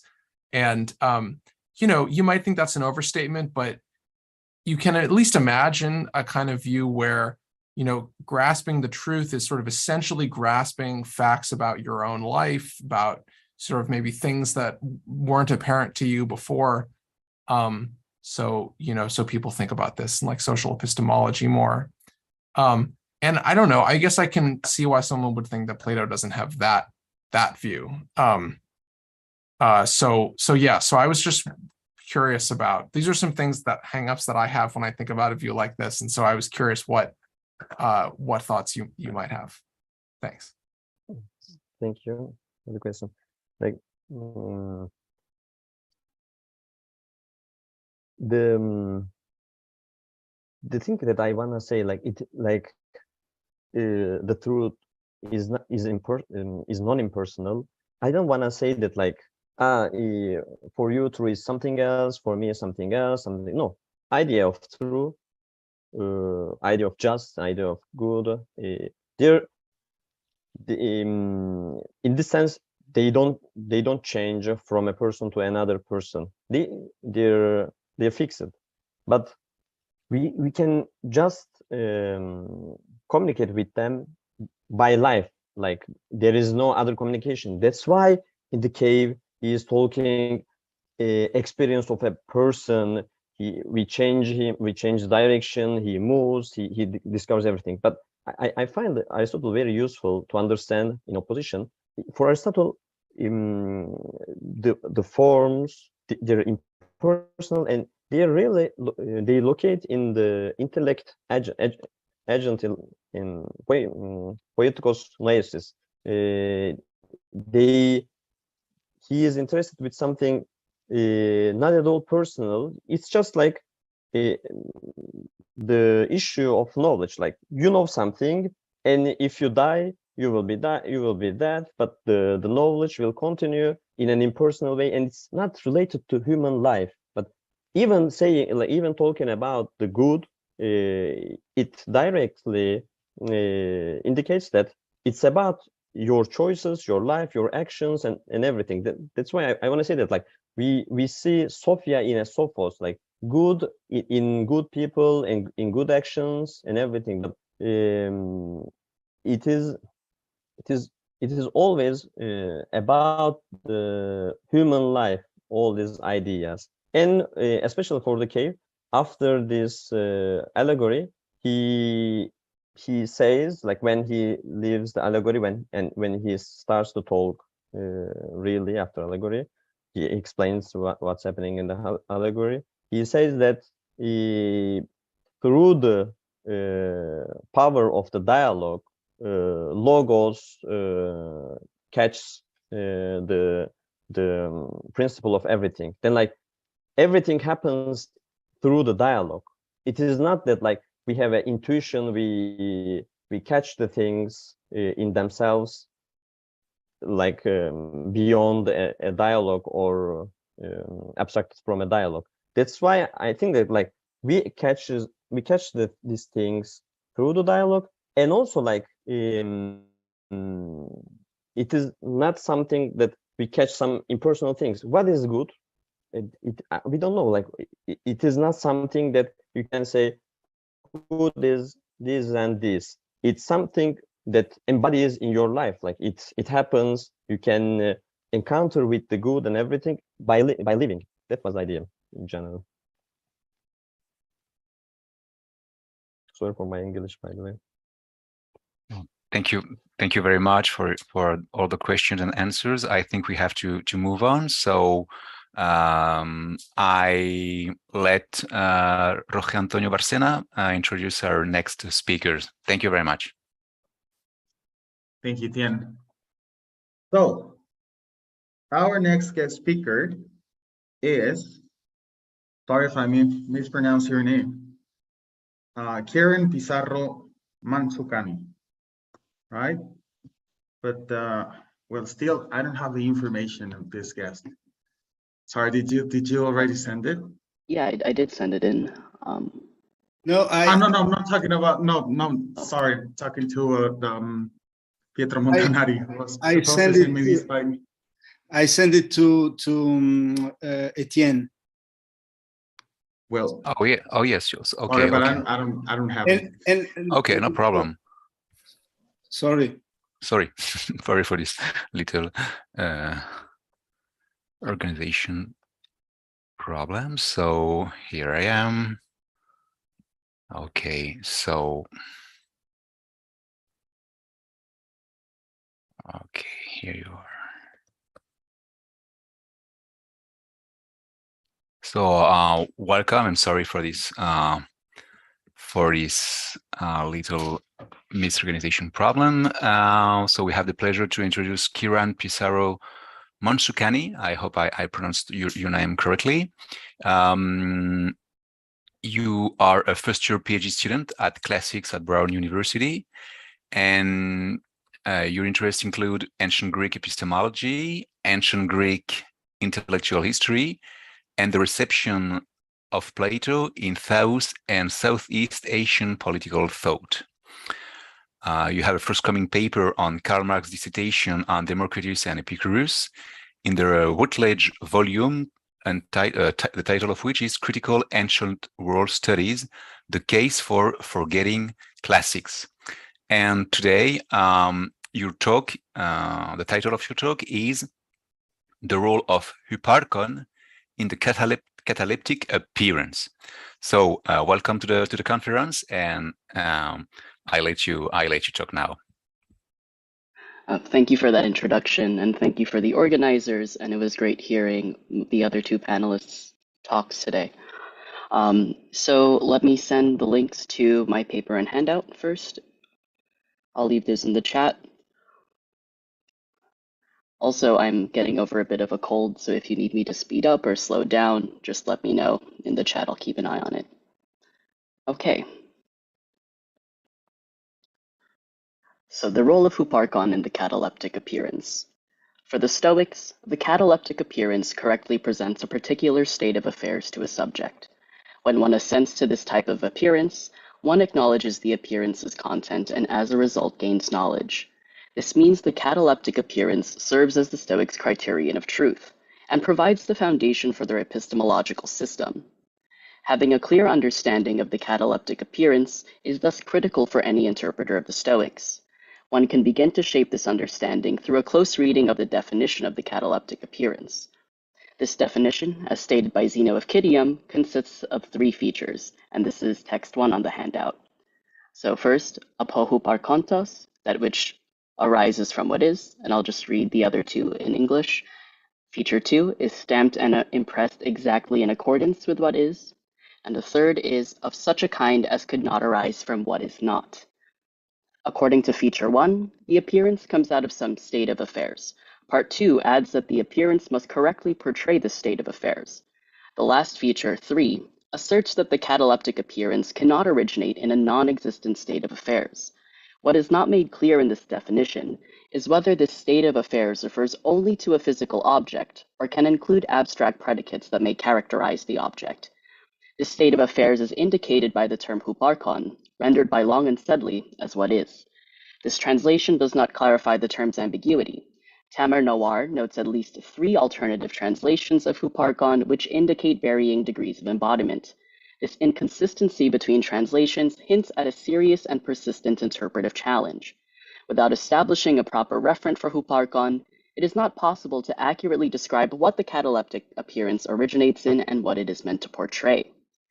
This paper attempts to extract a clear referent for the term huparkon from previous literature on the cataleptic appearance.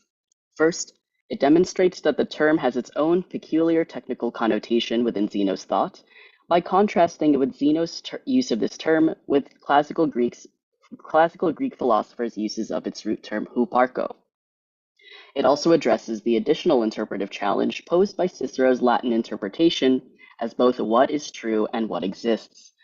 Then, this paper discusses previous scholarship on the cataleptic appearance that suggests possible interpretations of huparkon. This scholarship falls into 3 groups. The first accepts Cicero's translation of what is true, proposing that huparkon can only refer to an object external to the perceiver, or cannot only refer to an object external to the perceiver. David Sedley provides the clearest explanation of this in his non-causal internalist interpretation of the cataleptic appearance. The second rejects the Ciceronian translation of huparkon as what is true. This includes Michael Freida's causal externalist interpretation, as well as Tamer Nawar's causal internalist one. These interpretations, however, fail to answer the traditional academic objection, that a cataleptic appearance cannot be distinguished from one that is non-cataleptic. The non-causal account cannot explain how mental states differ from one another, while the causal interpretation cannot fully account for the relationship between object and appearance. Neither account builds a defensible interpretation of the cataleptic appearance based on its translation of huparkon. The third group includes the disjunctivists, from whom we can extract a combined definition of huparkon. The 2 accounts featured are Iakobos Vasiliou's epistemological disjunctivist interpretation and Baron Reed's experiential disjunctivist interpretation. By assuming the subject's direct contact with the external world, a disjunctivist interpretation does not need to account for representational states or causal history. Though the 2 disjunctivists have slightly different responses to the academic objection, each ultimately encourages an understanding of huparkon as both what exists and what is true. This paper concludes by returning to the original philological question of why Zeno would use huparkon. Based on the disjunctivist interpretations of the cataleptic appearance, it suggests that huparkon refers exclusively to external objects involved in the cataleptic appearance versus other existing objects in the environment. This allows huparkon to be considered both what exists and what is true. The word huparkon is the neuter participle of the verb huparkein, typically understood as to take the initiative or to begin. The use of huparkein to refer to what is or what exists is not unheard of, but Greek also has the verb einai, which is the verb to be. The neuter participle of einai is on. Zeno's word choice may have precedent in classical Greek philosophy. David Sedley notes that Plato's Theaetetus serves as Zeno's inspiration for the cataleptic appearance. The verb huparko, however, only appears twice in this text. Both instances occur when Socrates compares himself to a midwife, texts 2 and 3 on the handout.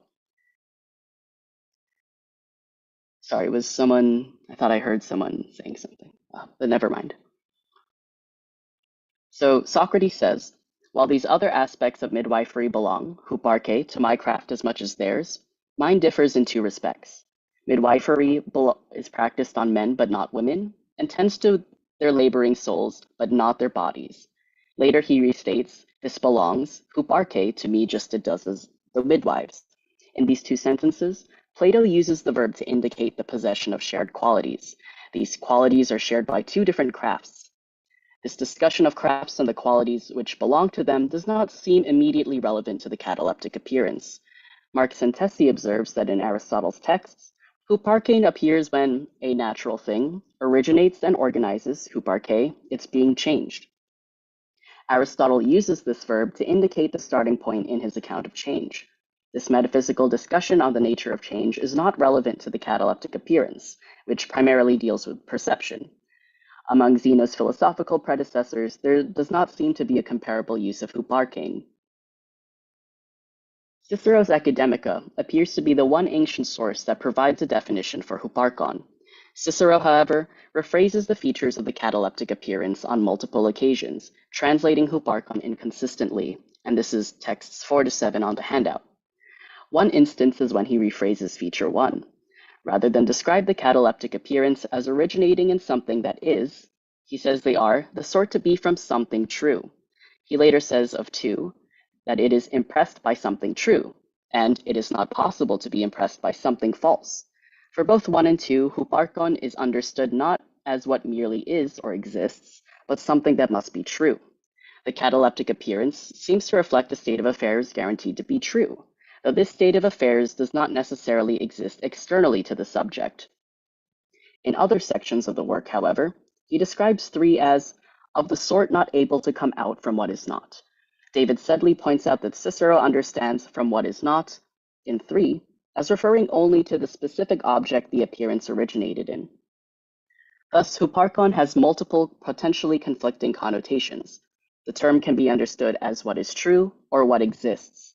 There is also the third possibility that these two are understood simultaneously. What is true would need to be an accurate depiction of what exists. The above historical and philological investigations into a definition of huparkon do not adequately clarify its referent. The next step is to determine which reading of huparkon supports a philosophical interpretation of the cataleptic appearance best able to meet the academic objection, that cataleptic and non-cataleptic appearances are indistinguishable. These interpretations include a mixture of internalist, externalist, and more recently, disjunctivist accounts of the cataleptic appearance. David Sedley provides the clearest definition of huparkon in his non-causal internalist interpretation. According to this account, the cataleptic appearance is not caused by an external object. Instead, the appearance is a mental state that represents the object as it exists, and therefore what is guaranteed to be true. To demonstrate this, Sedley rejects the Ciceronian translation of what exists to show how huparkon can refer to what is true. He acknowledges the influence of Cicero's translation of huparkon in feature 3 as referring to something that exists. In response, Sedley presents his own interpretation of huparkon, which is quote number 1 on the next page of the handout. He says, huparkein is not used in our Stoic sources as a mere synonym for enai, the being or existence which bodies alone possess. Even incorporeal predicates are said to be huparkein, merely because they are actually instantiated in something, and the present is said to huparche, not because it is a body, but because unlike the past and future, it is actual. Thus, huparkein conveys the kind of actuality which can belong not just to bodies which currently exist, but also to currently actual predications and states of affairs. Simply put, arcane can refer to something that is real, but does not necessarily exist as an object distinct from the subject. This distinct object's embodiment would be indicated by the use of enai. Sedley claims huparkon can refer to Stoic predicates, which include various claims and grammatical structures. The cataleptic appearance can originate in an external object or the environment, but huparkon can also refer to incorporeal notions or qualities attributed to that object. Since these abstract notions help articulate what is true about that object, the appearance that comes apo huparkontos, or out of huparkon, is not caused by this object, but represents its true features. While Sedley does not label this representational interpretation as an internalist reading, he makes this clear with his description of feature 2. He says that the cataleptic appearance is so molded and stamped in the mental wax as to represent its object accurately. The appearance is an internal mental image. This image is an accurate representation of the object's qualities. Thus, for Sedley, the cataleptic appearance is the mental representation of what is true, and is not defined by a causal relationship with an external object. Here, Sedley provides a thorough explanation for the difference between huparkein and enai. It is tempting to accept his account of the cataleptic appearance based on this alone. Tamer Noir, however, points out that Sedley's non-causal account does not adequately meet the academic objection of indistinguishability. This objection claims that cataleptic appearances do not contain any distinguishing mark that allows the subject to discriminate between cataleptic and non-cataleptic appearances. Under Sedley's account, a vivid hallucination that may appear to be true can be confused for a cataleptic appearance. Since the cataleptic appearance is a mental state which represents something true, there would need to be some way to distinguish it from mental states that represent something false. Thus, this understanding of Hupparcon as what is true, including some true claims and states of affairs, cannot support a defensible interpretation of the cataleptic appearance.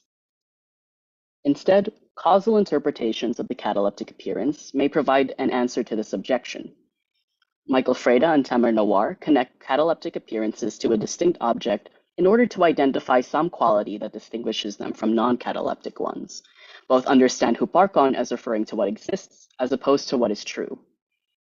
Freda insists that Hupparcon refers to what is, the implication being what exists, to argue that a cataleptic appearance is defined by an external cause, and this is quote number 2 on the handout. He acknowledges that Cicero again and again renders Hupparcon by what is true, that is, understands what is in the sense of what is the case, and that the Stoics do use to Hupparcon for a true proposition. There appears to be textual evidence from the Stoics that Hupparcon can refer to a proposition independent of an object. This supports Cicero's understanding of what is true. Freda, however, points out that cataleptic appearances were never attested as having their origin in a proposition, always in an object. He concludes that Cicero misunderstood the definition of the cataleptic appearance because what is true is not the origin of the appearance, but the appearance itself. Instead, Hupparcon needs to be understood as what exists. Without an external object to cause an appearance, there can be no cataleptic appearance, according to Freda. A cataleptic appearance then needs to start in and reflect the nature of this external object. For Freda, there is a causal link between a feature of the object and the behavior of the person, but the awareness of the feature on the part of the person is not an essential part of the causal chain. What is necessary for an appearance to be cataleptic is the presence of an external object that can cause it. Freda claims that the subject need not be aware of the fact this object really exists, since the mind reacts to it as an existing object, regardless of whether or not one can confirm this is the case. This causal externalist account, however, also falls short of answering the academic objection. The subject still does not have the ability to discriminate between cataleptic and non-cataleptic appearances. Since one does not need to be aware of the experience of having a cataleptic appearance, one cannot account for exactly how this experience differs from one that is non-cataleptic. In an attempt to answer this objection, Noir combines Freda's causal condition with an internalist interpretation. This account is clearest in his description of Hupparcon, which is quote number 3 on the handout. Noir claims that Hupparcon in 1 is not intended to establish that the appearance must be caused by something that exists, as if this were a novel claim. Rather, it is meant to establish a referent that will be picked up in the second clause. For Noir, 1 does not claim that a cataleptic appearance is caused by an object, but that it is a phenomenon which is caused. The word Hupparkontos is a placeholder for a referent clarified in 2. This referent is that thing which the appearance is impressed and stamped in accordance with, i.e., that thing which the appearance accurately represents. In 2, Hupparcon does not refer to an object. This object, however, does refer to an object. This object, however, is the basis of a particular internal representation. According to Noir, the cataleptic appearance is an accurate mental representation of an existing object. This reading, however, inherits the weaknesses of both Sedley and Freda's accounts. There is still a difficulty in distinguishing cataleptic and non-cataleptic appearances, but this is with respect to both mental states and causal relationships to objects. Thus, there are 2 noticeable weaknesses in Freda and Noir's causal interpretations. The first is that this definition of Hupparcon does not answer the original philological question of why Zeno would use Hupparkein instead of Einai. If the cataleptic appearance were only meant to originate from an external object, then Zeno could have used a word morphologically related to Einai to indicate its physical embodiment. This also exposes a philosophical issue for causal readings of the cataleptic appearance. While this appearance may accurately represent an external object, In both the externalist and internalist interpretations, the subject is unable to account for how the object can cause a cataleptic appearance. Without an awareness of exactly how this causal relationship functions, both these interpretations fall short of the main academic objection of indistinguishability. A more comprehensive understanding of Hupparcon would need to both designate an existing object and provide the subject with reflectively accessible content. In other words, there needs to be an interpretation of the cataleptic appearance that can guarantee the subject knows both what exists and what is true. This is a possibility in a disjunctivist interpretation of the cataleptic appearance. For both the internalist and externalist accounts, a mental state merely represents the external world to the perceiver. One can only know the content of this mental state and not reality as it is. The reading of what exists is rejected in favor of what is true, and vice versa, because of an assumed disconnect between the mind and the external world. In contrast, a disjunctivist interpretation of the cataleptic appearance, either epistemological or experiential, does not operate from this assumption. Disjunctivists believe that veridical and non-veridical cases of perception are distinct. John McDowell, who coined the term disjunctivism, makes this claim based on Miles Berniet's work on the history of external world skepticism. Like Berniet, he believes that ancient skepticism questions the extent to which the subject can know about the external world they are assumed to have contact with. Cartesian skepticism, on the other hand, leads the subject to doubt whether any contact can be made with the external world. McDowell rejects Cartesian skepticism to assume that the subject can make direct contact with the external world. Disjunctivists also reject what McDowell refers to as the highest common factor view. The highest common factor view is based on the argument from illusion, that claims illusions may appear similar to genuine cases of perception, and so are the same type of experience.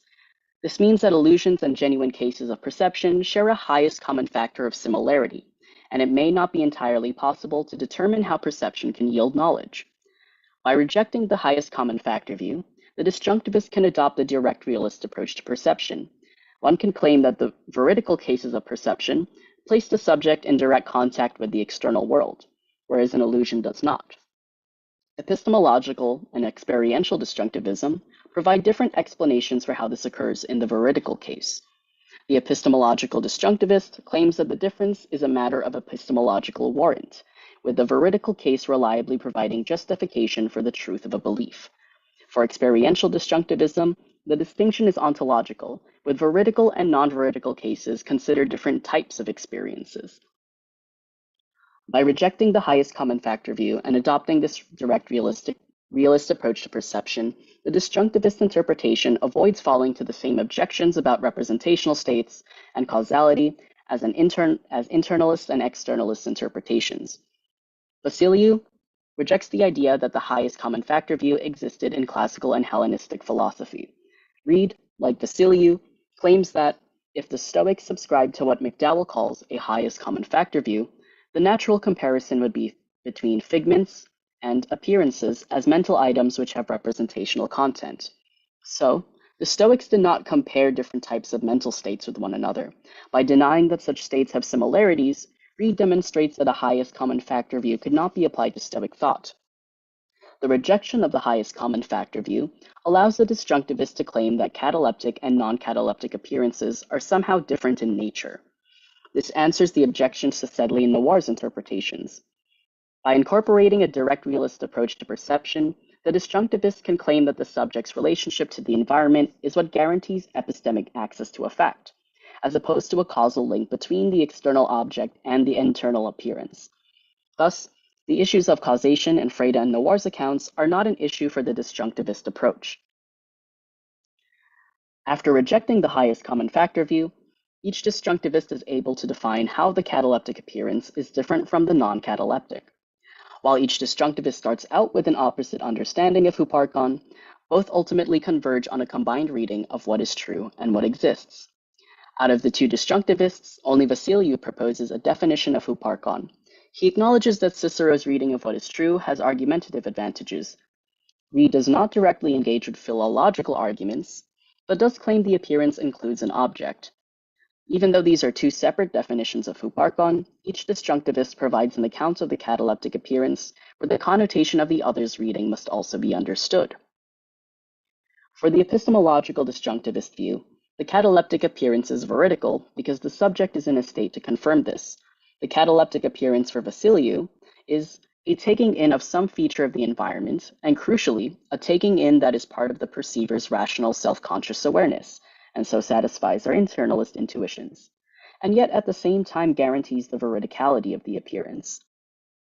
A prerequisite for being able to accurately grasp some external object is that the subject needs to be rational and self-aware of this rationality. If the subject is neither in a rational state nor aware of this rationality, then there is no way to conclude whether the information taken from the external world accurately reflects it. As long as the subject is in contact with the external world in a rationally self-conscious state, there is nothing which would prevent questioning the veridicality of the cataleptic appearance. Though an epistemological disjunctivist account is primarily concerned with veridicality, this account of the cataleptic appearance also requires that what is true be an existing object in the environment. In this way, huparkon can also be understood as what exists. According to Reid's experiential disjunctivist account, cataleptic and non-cataleptic appearances are also different types of mental states. My apologies. For Reid, an appearance that is properly caused, i.e. in the way specified by the first two clauses, enables one to have an awareness that includes the object that caused the appearance. Thus, an appearance of this sort also satisfies the third clause. It could not have arisen from what is not, because the awareness that it enables includes what it is. So Reid claims a cataleptic appearance is a perceptual state that includes an object and requires that specific object in order to occur. Critical to his interpretation is his distinction between a brain state and a mental or perceptual state. A brain state is caused by the object, but does not take up the entire perceptual state. A perceptual state, on the other hand, is non-causal and consists of the brain state and object together. The cataleptic appearance is thus a unique perceptual state that could not exist without an object. Though huparkon does indeed refer to the object, a cataleptic appearance is not the representation of that object. Instead, it is a state of awareness of the object. The subject need not worry about proving whether the intermediary mental state representing the object does so accurately. The meaning of huparkon can also be understood as what is true, because the subject is properly aware of the object in a cataleptic appearance. Part of the encounter with the object also includes a consciously accurate portrayal of what it is. Here, the understanding of huparkon merges with the one required for an epistemological disjunctivist reading. A combined understanding of huparkon is derived from the disjunctivist response to the academic objection of indistinguishability. This philosophical solution also provides an answer to the original philological question raised about the use of huparkein versus einai.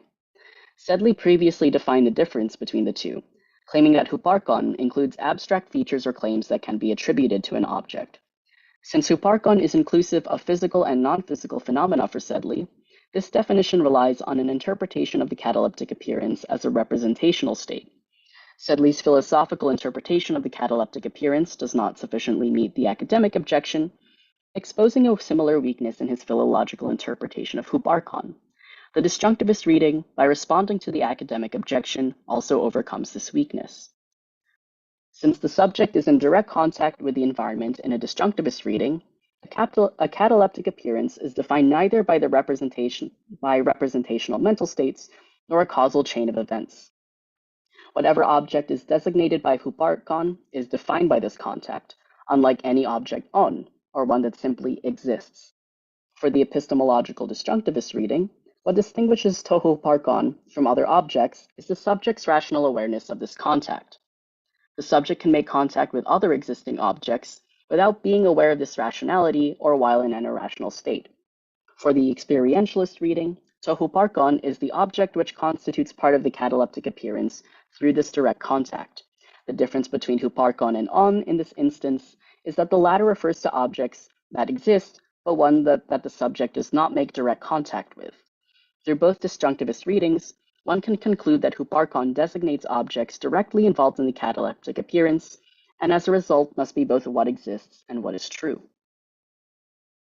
Among modern interpreters, there is little consensus as to what huparkon may designate. Attempts to draw comparisons between Zeno's use of huparkon with the Greek philosophical tradition do not yield further clarity. Cicero's later exegesis of the cataleptic appearance shifts between translations of what is true and what exists. This inconsistency does little to explain the term's meaning. An internalist account of the cataleptic appearance, such as Sedley's, suggests that huparchon is inclusive of any state of affairs that are true, corporeal or incorporeal. Since Sedley presents the cataleptic appearance as a mental state, not dependent on anything outside of the mind, it is difficult to explain how it differs from other mental states. Both Freda and Noir understand huparchon as referring to the object which causes the appearance. Supposedly, the presence of this object is what distinguishes cataleptic and non-cataleptic appearances. Yet, neither can fully account for the causal relationship between the object and a cataleptic appearance. Reid and Vassiliou both reject the notion that there is a division between the object and the subject's mind. Their disjunctivist readings provide an account of how a perceptual episode can contain both the object and the awareness that it is perceived accurately. Therefore, through a disjunctivist interpretation of the cataleptic appearance, one can understand huparchon as simultaneously referring to what exists and what is true.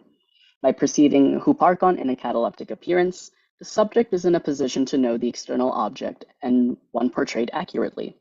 Due to the subject's positioning, one is also able to differentiate between the object involved in the cataleptic appearance and other objects that exist. While each disjunctivist reading still faces significant challenges, the convergence of these two interpretations also suggests that each can make up for the deficiencies of the other. What remains an open question is how this combined interpretation can meet further academic objections. The answer to this is inconsequential to an interpretation of huparchon itself. Thank you.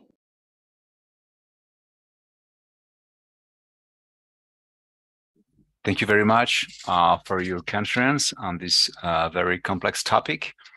So we open the discussion. If someone has any question or any comment.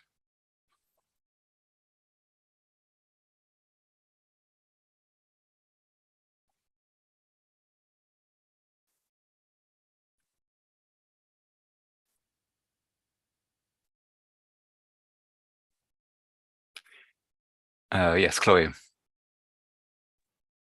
Hi, thanks for that. Look, this is really difficult, right? So me trying to follow all of this was really quite hard. But when I think of the term catalepsis, right, cataleptic, it's supposed to be something like, I mean, I know that it's also linked to the term like conquer or to grasp. So it's like kind of like to make one's own.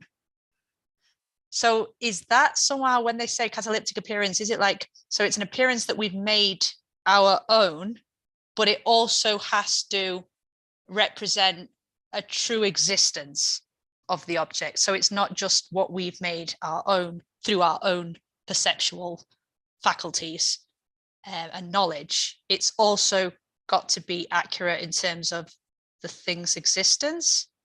Is that right? And if that's the case, does that mean that it includes hiparchon? I kind of got a bit confused. Does that mean that it includes hiparchon and ine, like and on, hiparchon and on? So is it just like including everything, as in the best version of knowledge that can exist? Is that, am I getting any of this right?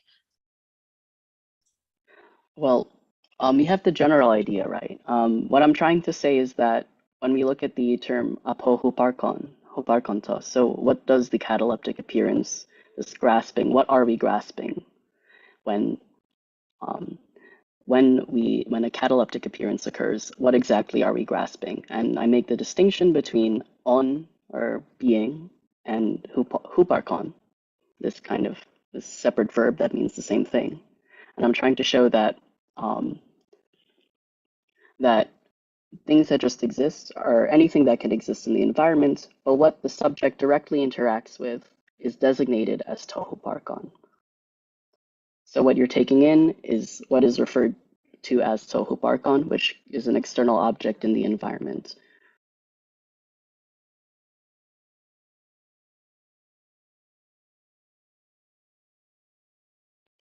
I'm really failing to grasp the difference there. It's like I can understand the difference in generic terms. Like I can say that that cup exists to me because I have the perceptual organs to perceive that as a cup. Whereas in reality, that is just a lot of atoms, condensed atoms. And it might not be a cup unless we define cup as this number of atoms condensed in this sort of way. But I can't tell which one is hiparchon and which one is ine out of that, and how they differ. Yeah. Well, the difference would be if you're staring at your cup and there is, there is a wall behind your cup. What you're directly perceiving is the cup, even though you know there are other objects around you, like perhaps your air conditioner or your curtains or your windows. But you're not perceiving those at the moment, even though you know they exist.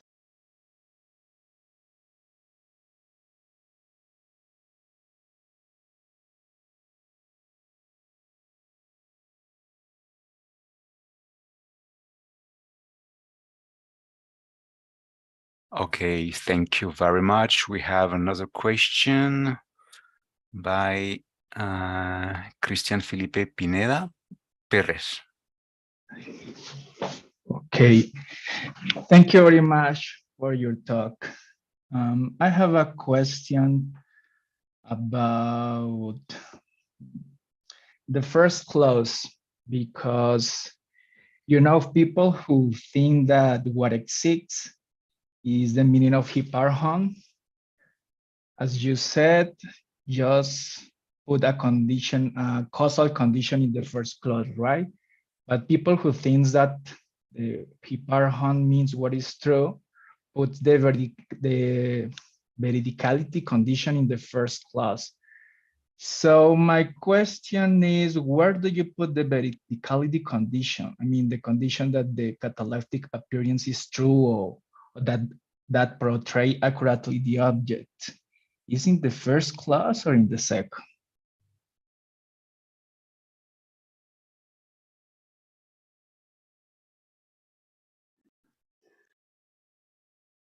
I think, I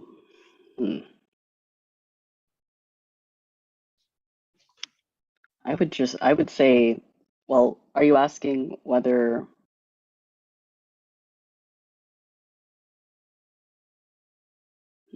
I think I would simply say the second.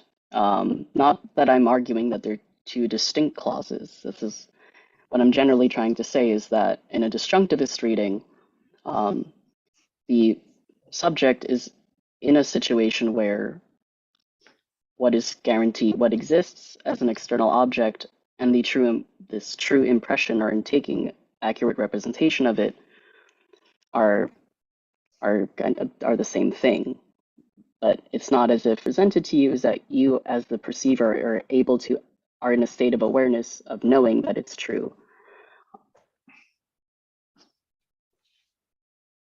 Yeah. I mean, all the discussion that you're doing here, if I remember well all the papers on this discussion, all the idea is that some people think that the truth is in the first condition, and other people say that it's in the second condition. I mean, the first and the second clause. I mean, all the debate is about this. How do you put the truth in the definition, right? And I agree with you that it's in the second clause, but I don't see how, if this is the case, you can say that hiparchon is also what is true. I mean, in the first clause. I mean, my point is just that if you say that hiparchon is what is true in the first clause, you might trying to say that you might be trying to say that the truth is in the first clause. I mean, because this is the problem, right? Well, where to put the truth? Well, I think what I'm trying to argue is that I think it's in all three. What Huparkon already, it's kind of circular, but this is arguably a problem with the disjunctivist interpretation too, is that it's a bit circular where it already assumes that whatever Huparkon designates is already something known to be true. And then you see where the circularity kind of plays in. But different disjunctivist interpretations have their way of working around that, and that's by describing the subject's relationship to whatever Tohu Parkon designates, if that makes sense. Okay. Okay, thank you. So thank you very much. So we're a bit out of schedule, so I suggest that we should move to our next and last speaker for this morning. And I leave Roge Antonio introduce our next and last speaker. Thank you very much. Thank you very much, Etienne. I was just trying to see if I find the bio of Daniel Dal Monte, because fortunately I had some problem in the last 10 minutes with my lab, and I cannot find it. So if Daniel, could you hear me? Yes, I can hear you. Could you please send me, I'm very sorry about this, could you please send me your bio so I can read it? Because I don't know why, but it got lost. Right? Let me see if I can do that real quick. Thank you very much. And sorry, everybody, for this.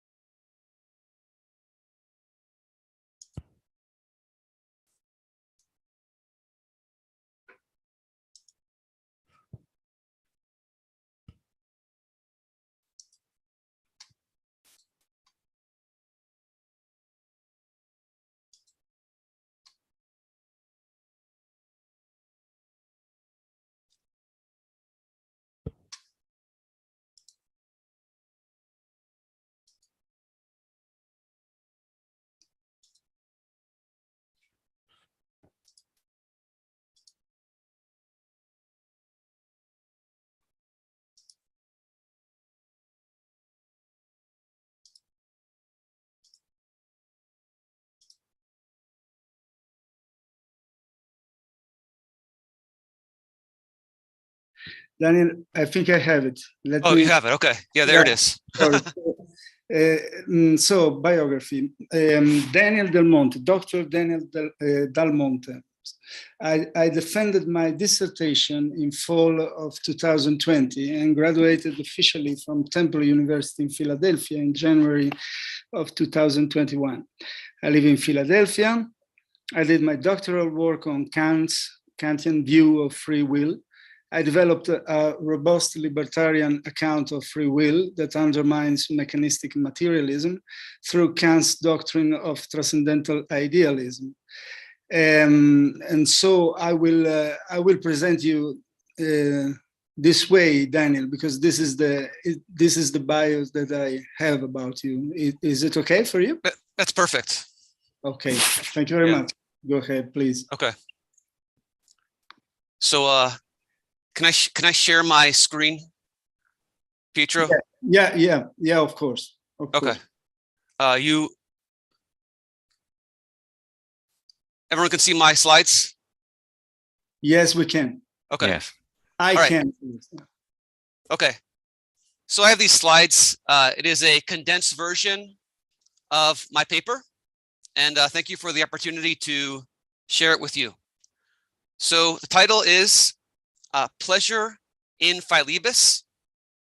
Sorry, it should be Bridging the Subjective and Objective Poles of Knowledge.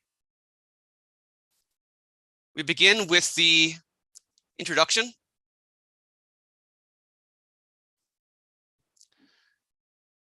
I'm exploring the Platonic conception of knowledge by way of the account of pleasure in Philebus. So it's somewhat circuitous, a somewhat roundabout way, but I see a way to illuminate knowledge through the account of pleasure in Philebus. And in turn, this conception of knowledge will provide the basis for critique of the Kantian, Copernican turn, as well as the radicalization of this turn in the perspectivism of Nietzsche. Somewhat broad scope, but I do see a important juxtaposition of these different theories of knowledge.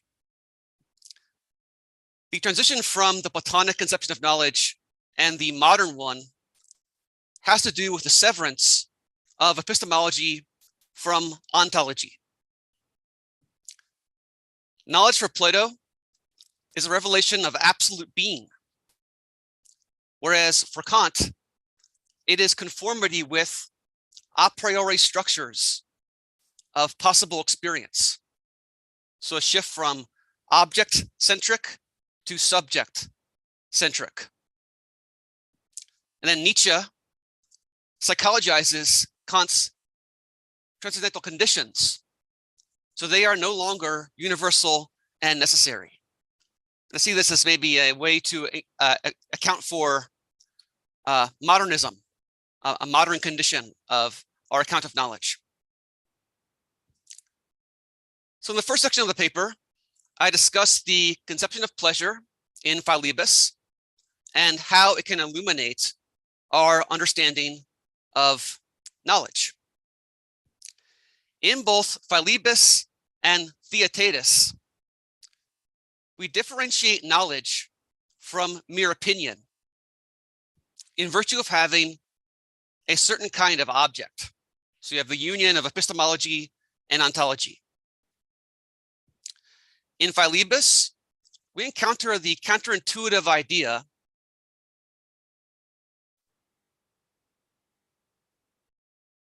thank you. Yeah. We encounter the counterintuitive idea that pleasure is a truth bearer. And the initial reservation is that pleasure should always be true pleasure, merely in virtue of the fact that one has it. Okay, so regardless of what the object of the pleasure, it's still pleasure, even if it's coming from an illusion. One is having a hallucination of an oasis in the desert. That's still pleasure. But it is not possible, it seems, for pleasure to be false, regardless of the object of the pleasure. Even if one is taking pleasure in an illusion, it is still true pleasure. So in Philebus, you have this account of false pleasures, somewhat counterintuitive. True pleasures are those that do not arise from a state of pain. True pleasures are dispassionate pleasures that do not arise from a state of craving. For instance, abstract geometry and the formal qualities of music. These are things that do not arise. We don't have cravings of which we are at least conscious for abstract geometry or the formal qualities of music. It's very different from like hunger or thirst. Okay.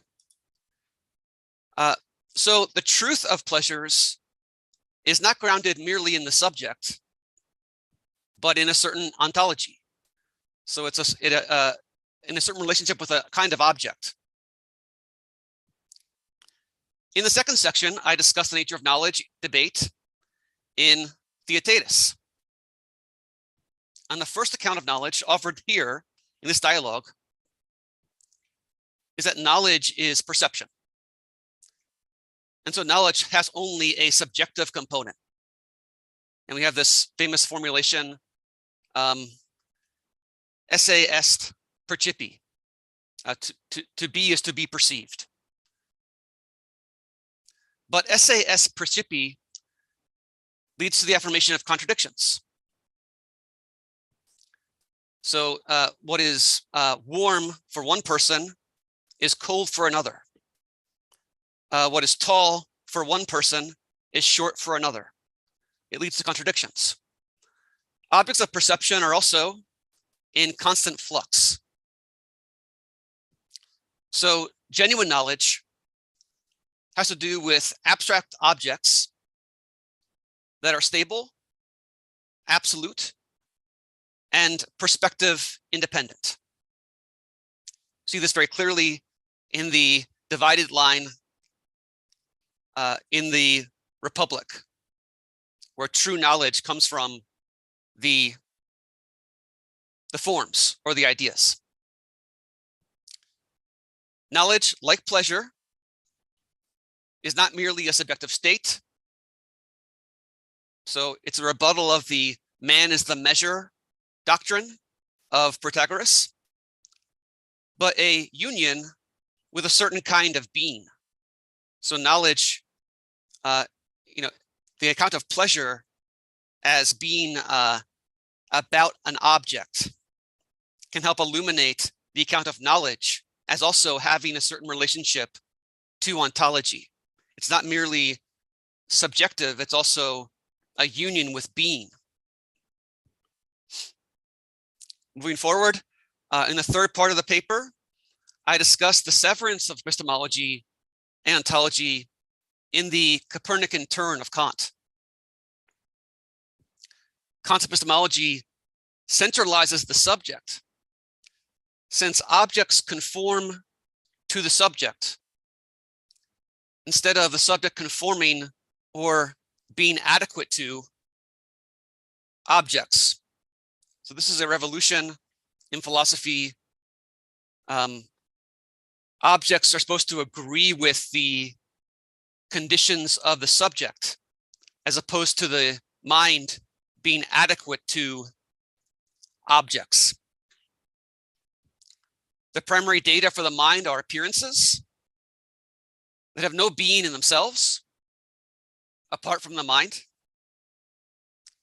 The a priori cognitive structures of the categories synthesize fragmentary manifolds into unified objects.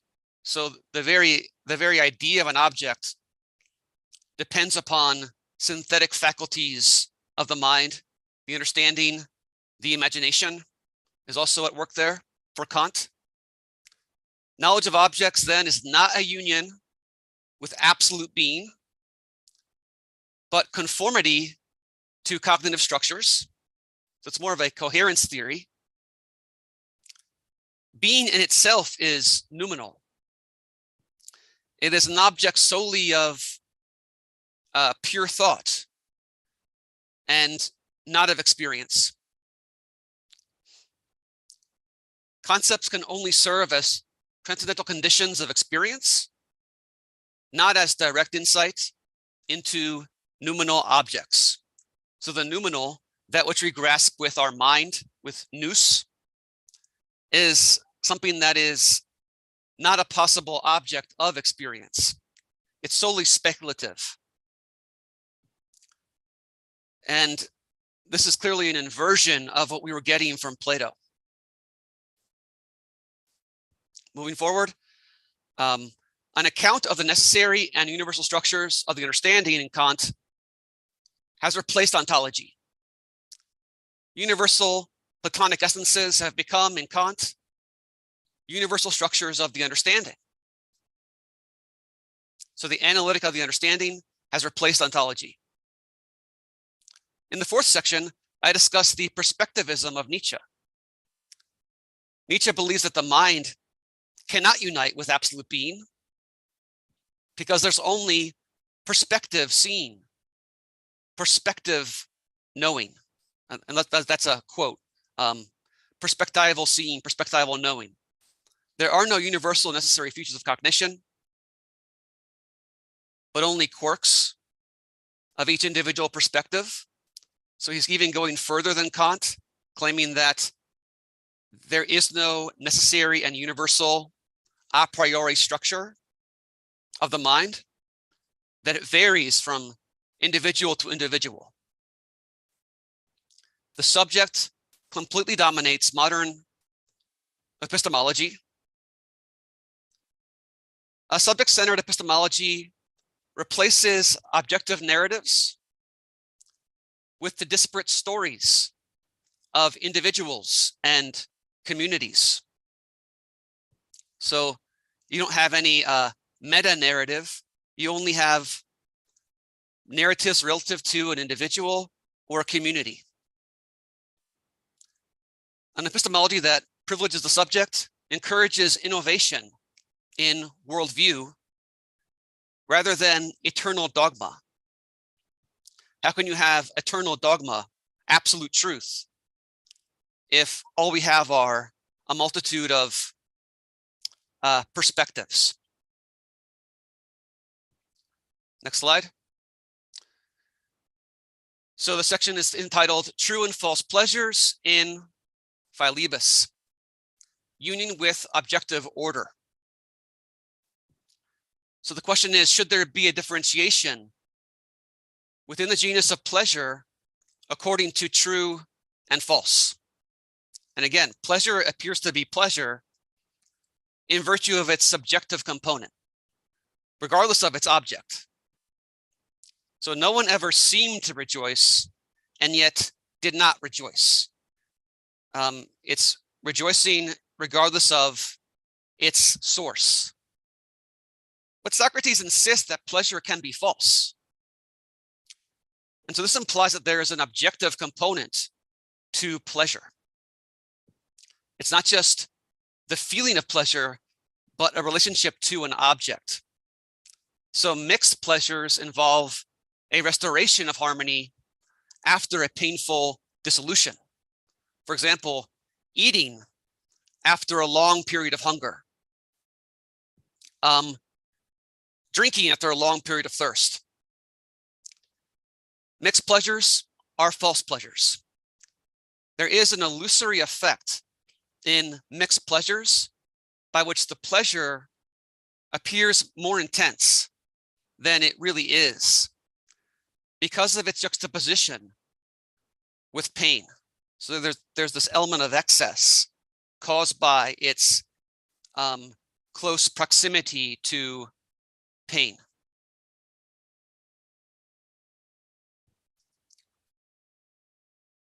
The pleasures appear to be greater and more vehement when placed side by side with the pains, and the pains when placed side by side with the pleasures. So there's this perspective relativity.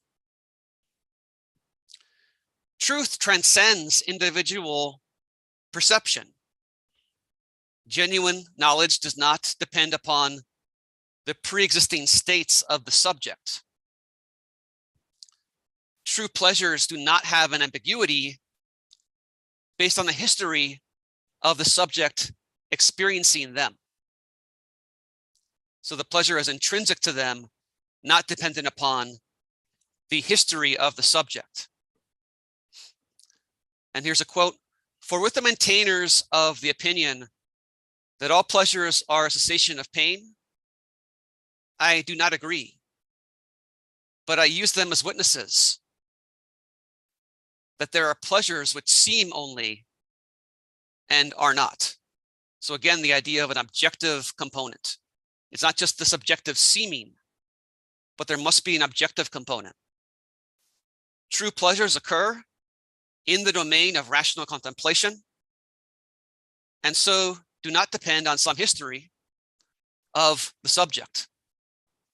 For these, for example, geometrical abstractions, I affirm not only to be relatively beautiful, like other things, but they are eternally and absolutely beautiful. Moving forward into the Theaetetus, where knowledge in Theaetetus is not mere perception.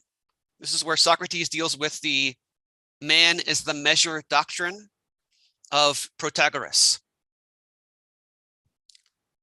And here's on the first bullet point is a quote: "Now he who knows perceives what he knows, and knowledge is perception. Perception is a sufficient condition for knowledge. This is the homo mensura doctrine. Man is the measure. Man, Protagoras says, is the measure of all things, of the existence of things that are, and of the non-existence of things that are not. The domain of perception is a domain of flux, with no stable attributes. What is heavy at one time is light at another. What is tall in one relation is short in another, etc. So this is Socrates raising problems with this account of knowledge as perception. Knowledge can't be about this kind of object that is in flux, that has no stable attributes. 6 dice are more than 4, but half of 12. And so 6 dice are both more and less from different perspectives. And so quantities can change to more or less without any change in quantity. It's a kind of incoherence in the domain of perception. The ambiguity of objects of perception means that we cannot have knowledge of them. Perception does not pick absolute properties, but contingent properties having to do with things and their relationship to certain perspectives. So genuine knowledge must rise above the changing domain of perception. Knowledge must have the proper objects. That is, not objects that are context relative, variegated, and in a constant flux that erodes any stable identity. In the language of nature, all things are being created and destroyed, coming into being and passing into new forms. You have a kind of Heraclitan flux happening. It is in the intelligible domain, and again, refer to the divided line metaphor from the Republic. Because of its transcendence of relativity and change, that we attain genuine knowledge. True knowledge of equality, for instance, arises in relation to the intelligible domain, in which equality is not becoming inequality, or as appearing as equality, appearing as inequality to another observer. So that's coming from Phaedo. You have that passage about equality. True equality is not in the domain of sensible perception. Now, I'm segueing into Kant. Instead of serving as the seat of knowledge, the noumenal domain, what you grasp with your mind, with nous, is an empty domain for Kant. Precisely because it is beyond any possible intuition we might have. We can only think of the noumenal domain without contradiction. So it has like a bare level of possibility, but we cannot make any positive discernment of objects in it. What for Plato then is the proper domain of knowledge is for Kant a domain in which knowledge is prohibited. Kant's knowledge establishes a domain in the cognitive structure of the human subject, not in the domain of absolute being that is not relative to any human subject. So we have an inversion where knowledge is relative to the subject in Kant. Whereas for Plato, it is independence of the subject. For Kant, venturing beyond experience towards absolute being is to leave the only legitimate domain of the cognition of objects. The subject defines cognition in Kant. The land of truth, this is his metaphor, the land of truth, is the domain of experience, which provides basis for synthesis of subjects with extrinsic predicates.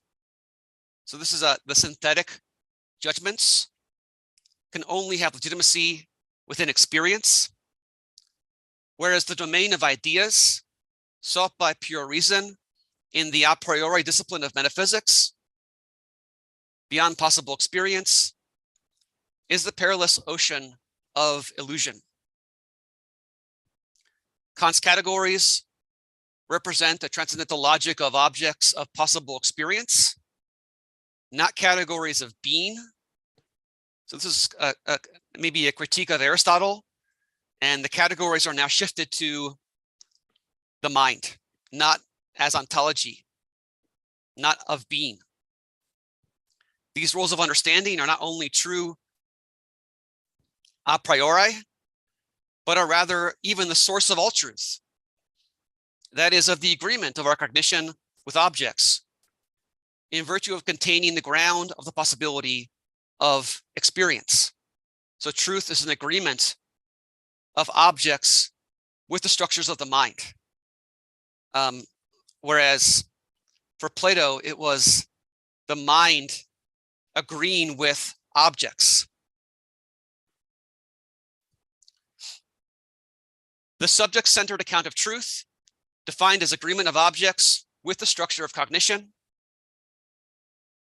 is opposed to the object-centered account of truth we find in Plato, in which it is the structure of abstract objects that are absolute and not relative to any subject that is the essential condition of truth. Kant's epistemic restrictions have replaced ontology, the structure of being, with the analytic of the understanding. We cannot conduct a science of being, qua being, independently of how it appears. We can only articulate the fundamental structure of our understanding. So the proud discipline of ontology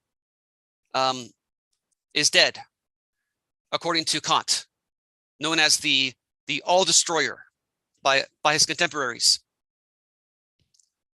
The Platonic aspiration to an absolute ontology in the intelligible domain, beyond the flux and relativity of the sensible domain, becomes in Kant a futile descent into illusion. A couple more slides here. The a priori conditions of a possible experience in general are at the same time conditions of the possibility of objects of experience. So again, subject-centered epistemology. Idealism in Kant has replaced realism in Plato. That is, objects of cognition conform to mental structures, instead of cognition liberating itself from its peculiar structures to grasp mind-independent being. And Kant also attacks some medieval philosophy. So Kant states, though, that his critical philosophy removes the transcendental predicates, the attributes that are common to all the categories, from things to the structure of cognition.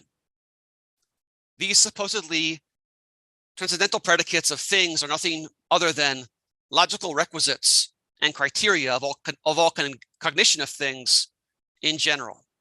So the transcendentals are shifted from being to conditions of cognition. And then kind of condensing the section on Nietzsche, where it gets even more radicalized.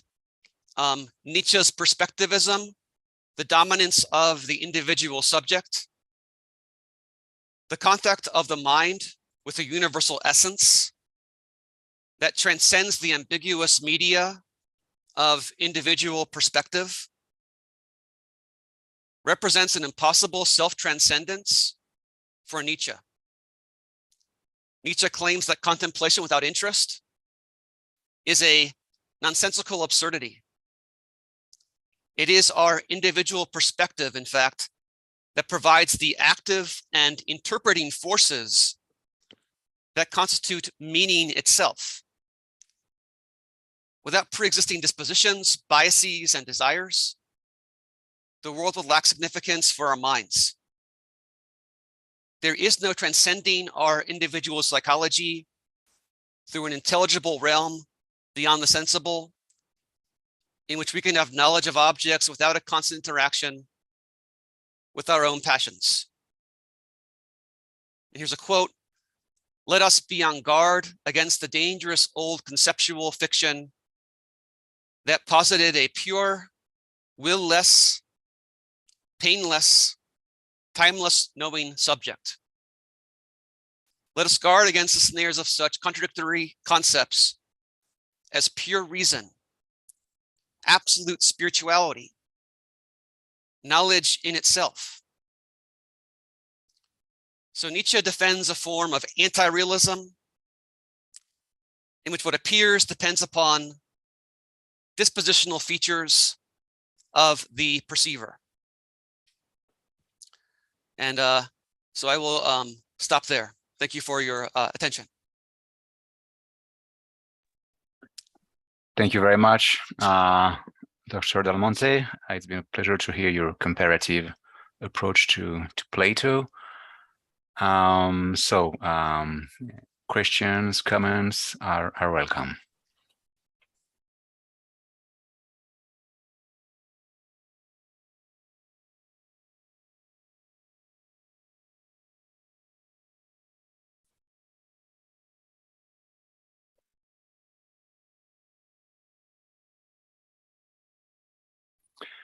Maybe I have a question first. The title of your talk was "Bridging the Objective and Subjective Truth in Plato," but at the same time, in the presentation, you make emphasis on the objective-centered epistemology of Plato. So, how do you reconcile this aspect with the title of your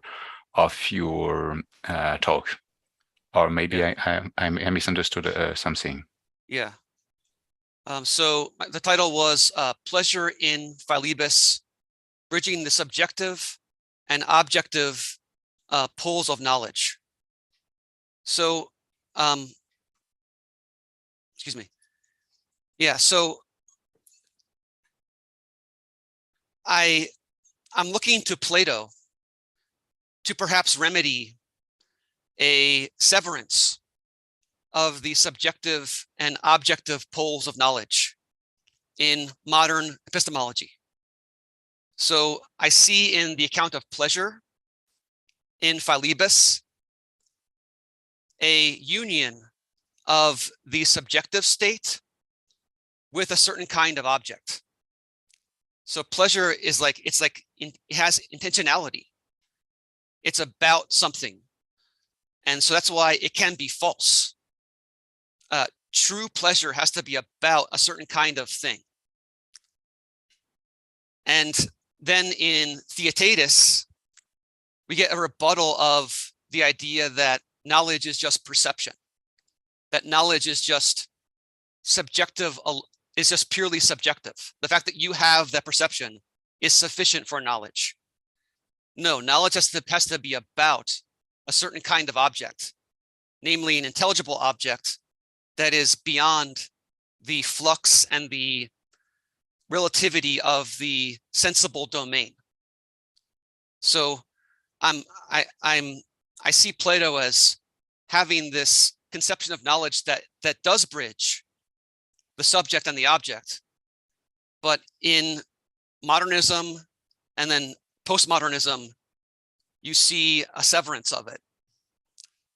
So maybe there's a possible remedy from Plato, or maybe not. But was that clearer? Yes, thank you very much. Thank you. It's clearer to me. Yes, I see that Maria Teresa Padilla. Thank you. Thanks very much. Has a question. Thank you very much, Daniel. I found your paper very, very interesting because you are trying to put a sort of middle term between Kant and Nietzsche in the figure of Plato. And do you think that we can talk about a sort of metaphysical realism in Plato, because as you have said, there is a sort of epistemological idealism and a sort of in Kant, and a sort of individualist perspectivism in Nietzsche. And I think that the Philebus presents in an excellent way the way in which we can concile two extreme positions about pleasure, and the way in which Plato has made this sort of method is resorting to dialectic. And do you think that that's the way in which you can really solve the problem that Kant and Nietzsche put for epistemological contemporary discussion? Well, could you explain a bit more what you mean by dialectic? Yes, I am talking about the methodological process that Plato uses, that it is a dialogic and a sort of examination of ideas. Dialectic is mainly a method, a dialogical method, in which Plato thinks that you can reach the truth. But the dialectical method is an lentic method, an examination, and a dialogical examination in which you can reach an objective truth. I see. Mm-hmm. Yeah. I mean, I see with Kant and the dialectic of Plato, I see these fundamentally different presuppositions, where for the dialectic, it seems as though,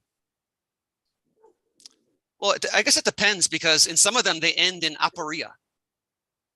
I think some of them, they end in speechlessness, where there is no resolution. And I think that maybe would confirm Kant's epistemology, where if the mind tries to venture beyond experience to find this this objective definition of an idea, it's just futile. But maybe in some of the later dialogues, we can have absolute knowledge through dialectic. Now, that would be a fundamental divide in presuppositions. It would not be easy, I think. It would not be an easy fix. It's a serious problem that that Kant has put us in. So he does divide the intelligible and sensible worlds. So he seems to be taking ideas from Plato, but then he reformulates them, creating a fundamental divide that it would not. I see your point that maybe the dialectic could help us, but it'd be a very hard bridge to cross. It'd be very difficult. But do you think that Kant puts much more subjective conditions for the sake of knowing? And in Plato, you can see a more middle term solution, because it is the dialectical process, an intersubjective process, but it's an intersubjective process that really tries to get an objective truth. And Plato is not introducing a sort of subjective categories for being possible to know. And in the case of Kant, that is really clear. And in the case of Nietzsche, is even more complicated, because you are talking about a sort of individualist perspectivism. And in the case of Plato, it is not the aim is not to say that we get an agreement. It is not. That is not the case. We are in a way of we are in a dialogue, and the end is to get an objective truth. But I don't know if you think exactly the same, or if you are or you can say something different. Yeah, I think I agree with you that maybe we can turn to Plato, this idea of a dialectic, this process where we can somehow transcend the subject and access these metaphysical objects. It could be a possible remedy. I agree. You know, Kant says that reason aspires to these metaphysical objects, but it can never reach it. It's like this source of constant dissatisfaction. And maybe, you know, Plato appeared to think that we could. Exactly. So, yeah. Yeah. No. Thanks very much for your paper. It was very, very interesting. Thank you very much. Thank you. Thank you. Any other question to our guest?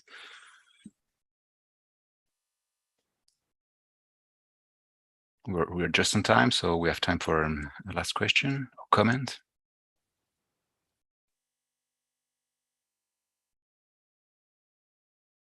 Yes, Chloe.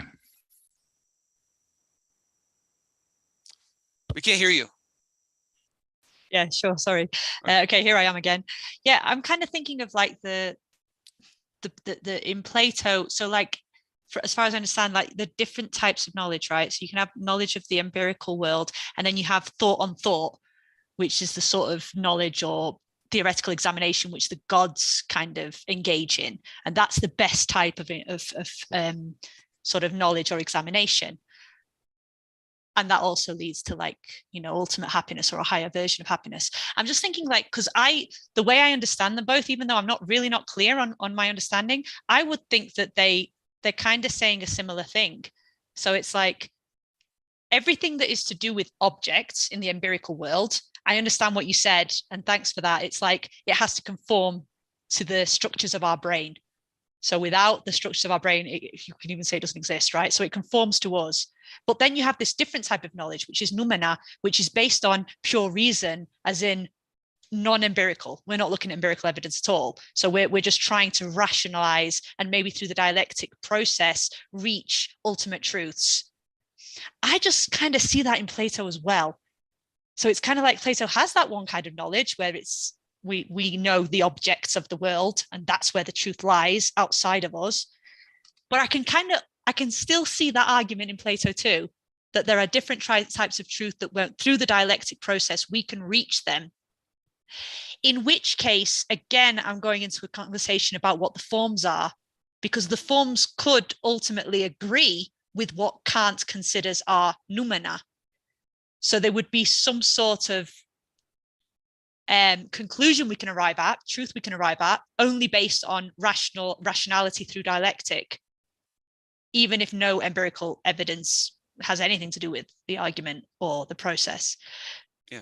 Can you say anything just on that, just a little bit more? You may have already answered it, but you know, just Yeah. I think I agree that noumena in Kant would be, he would classify as noumena the ideas of Plato. Platonic ideas would be noumena. However, for Kant, noumena are purely are defined purely negatively, meaning that it's not a contradiction. They're not contradictory, but they're not defined positively.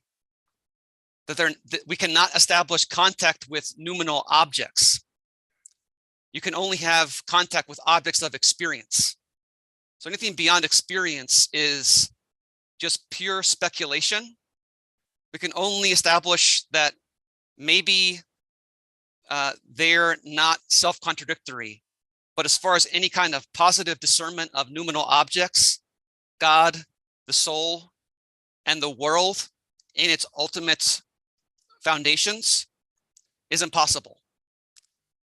So he takes on the intelligible, sensible distinction from Plato, but he denies to the noumenal any kind of positive content.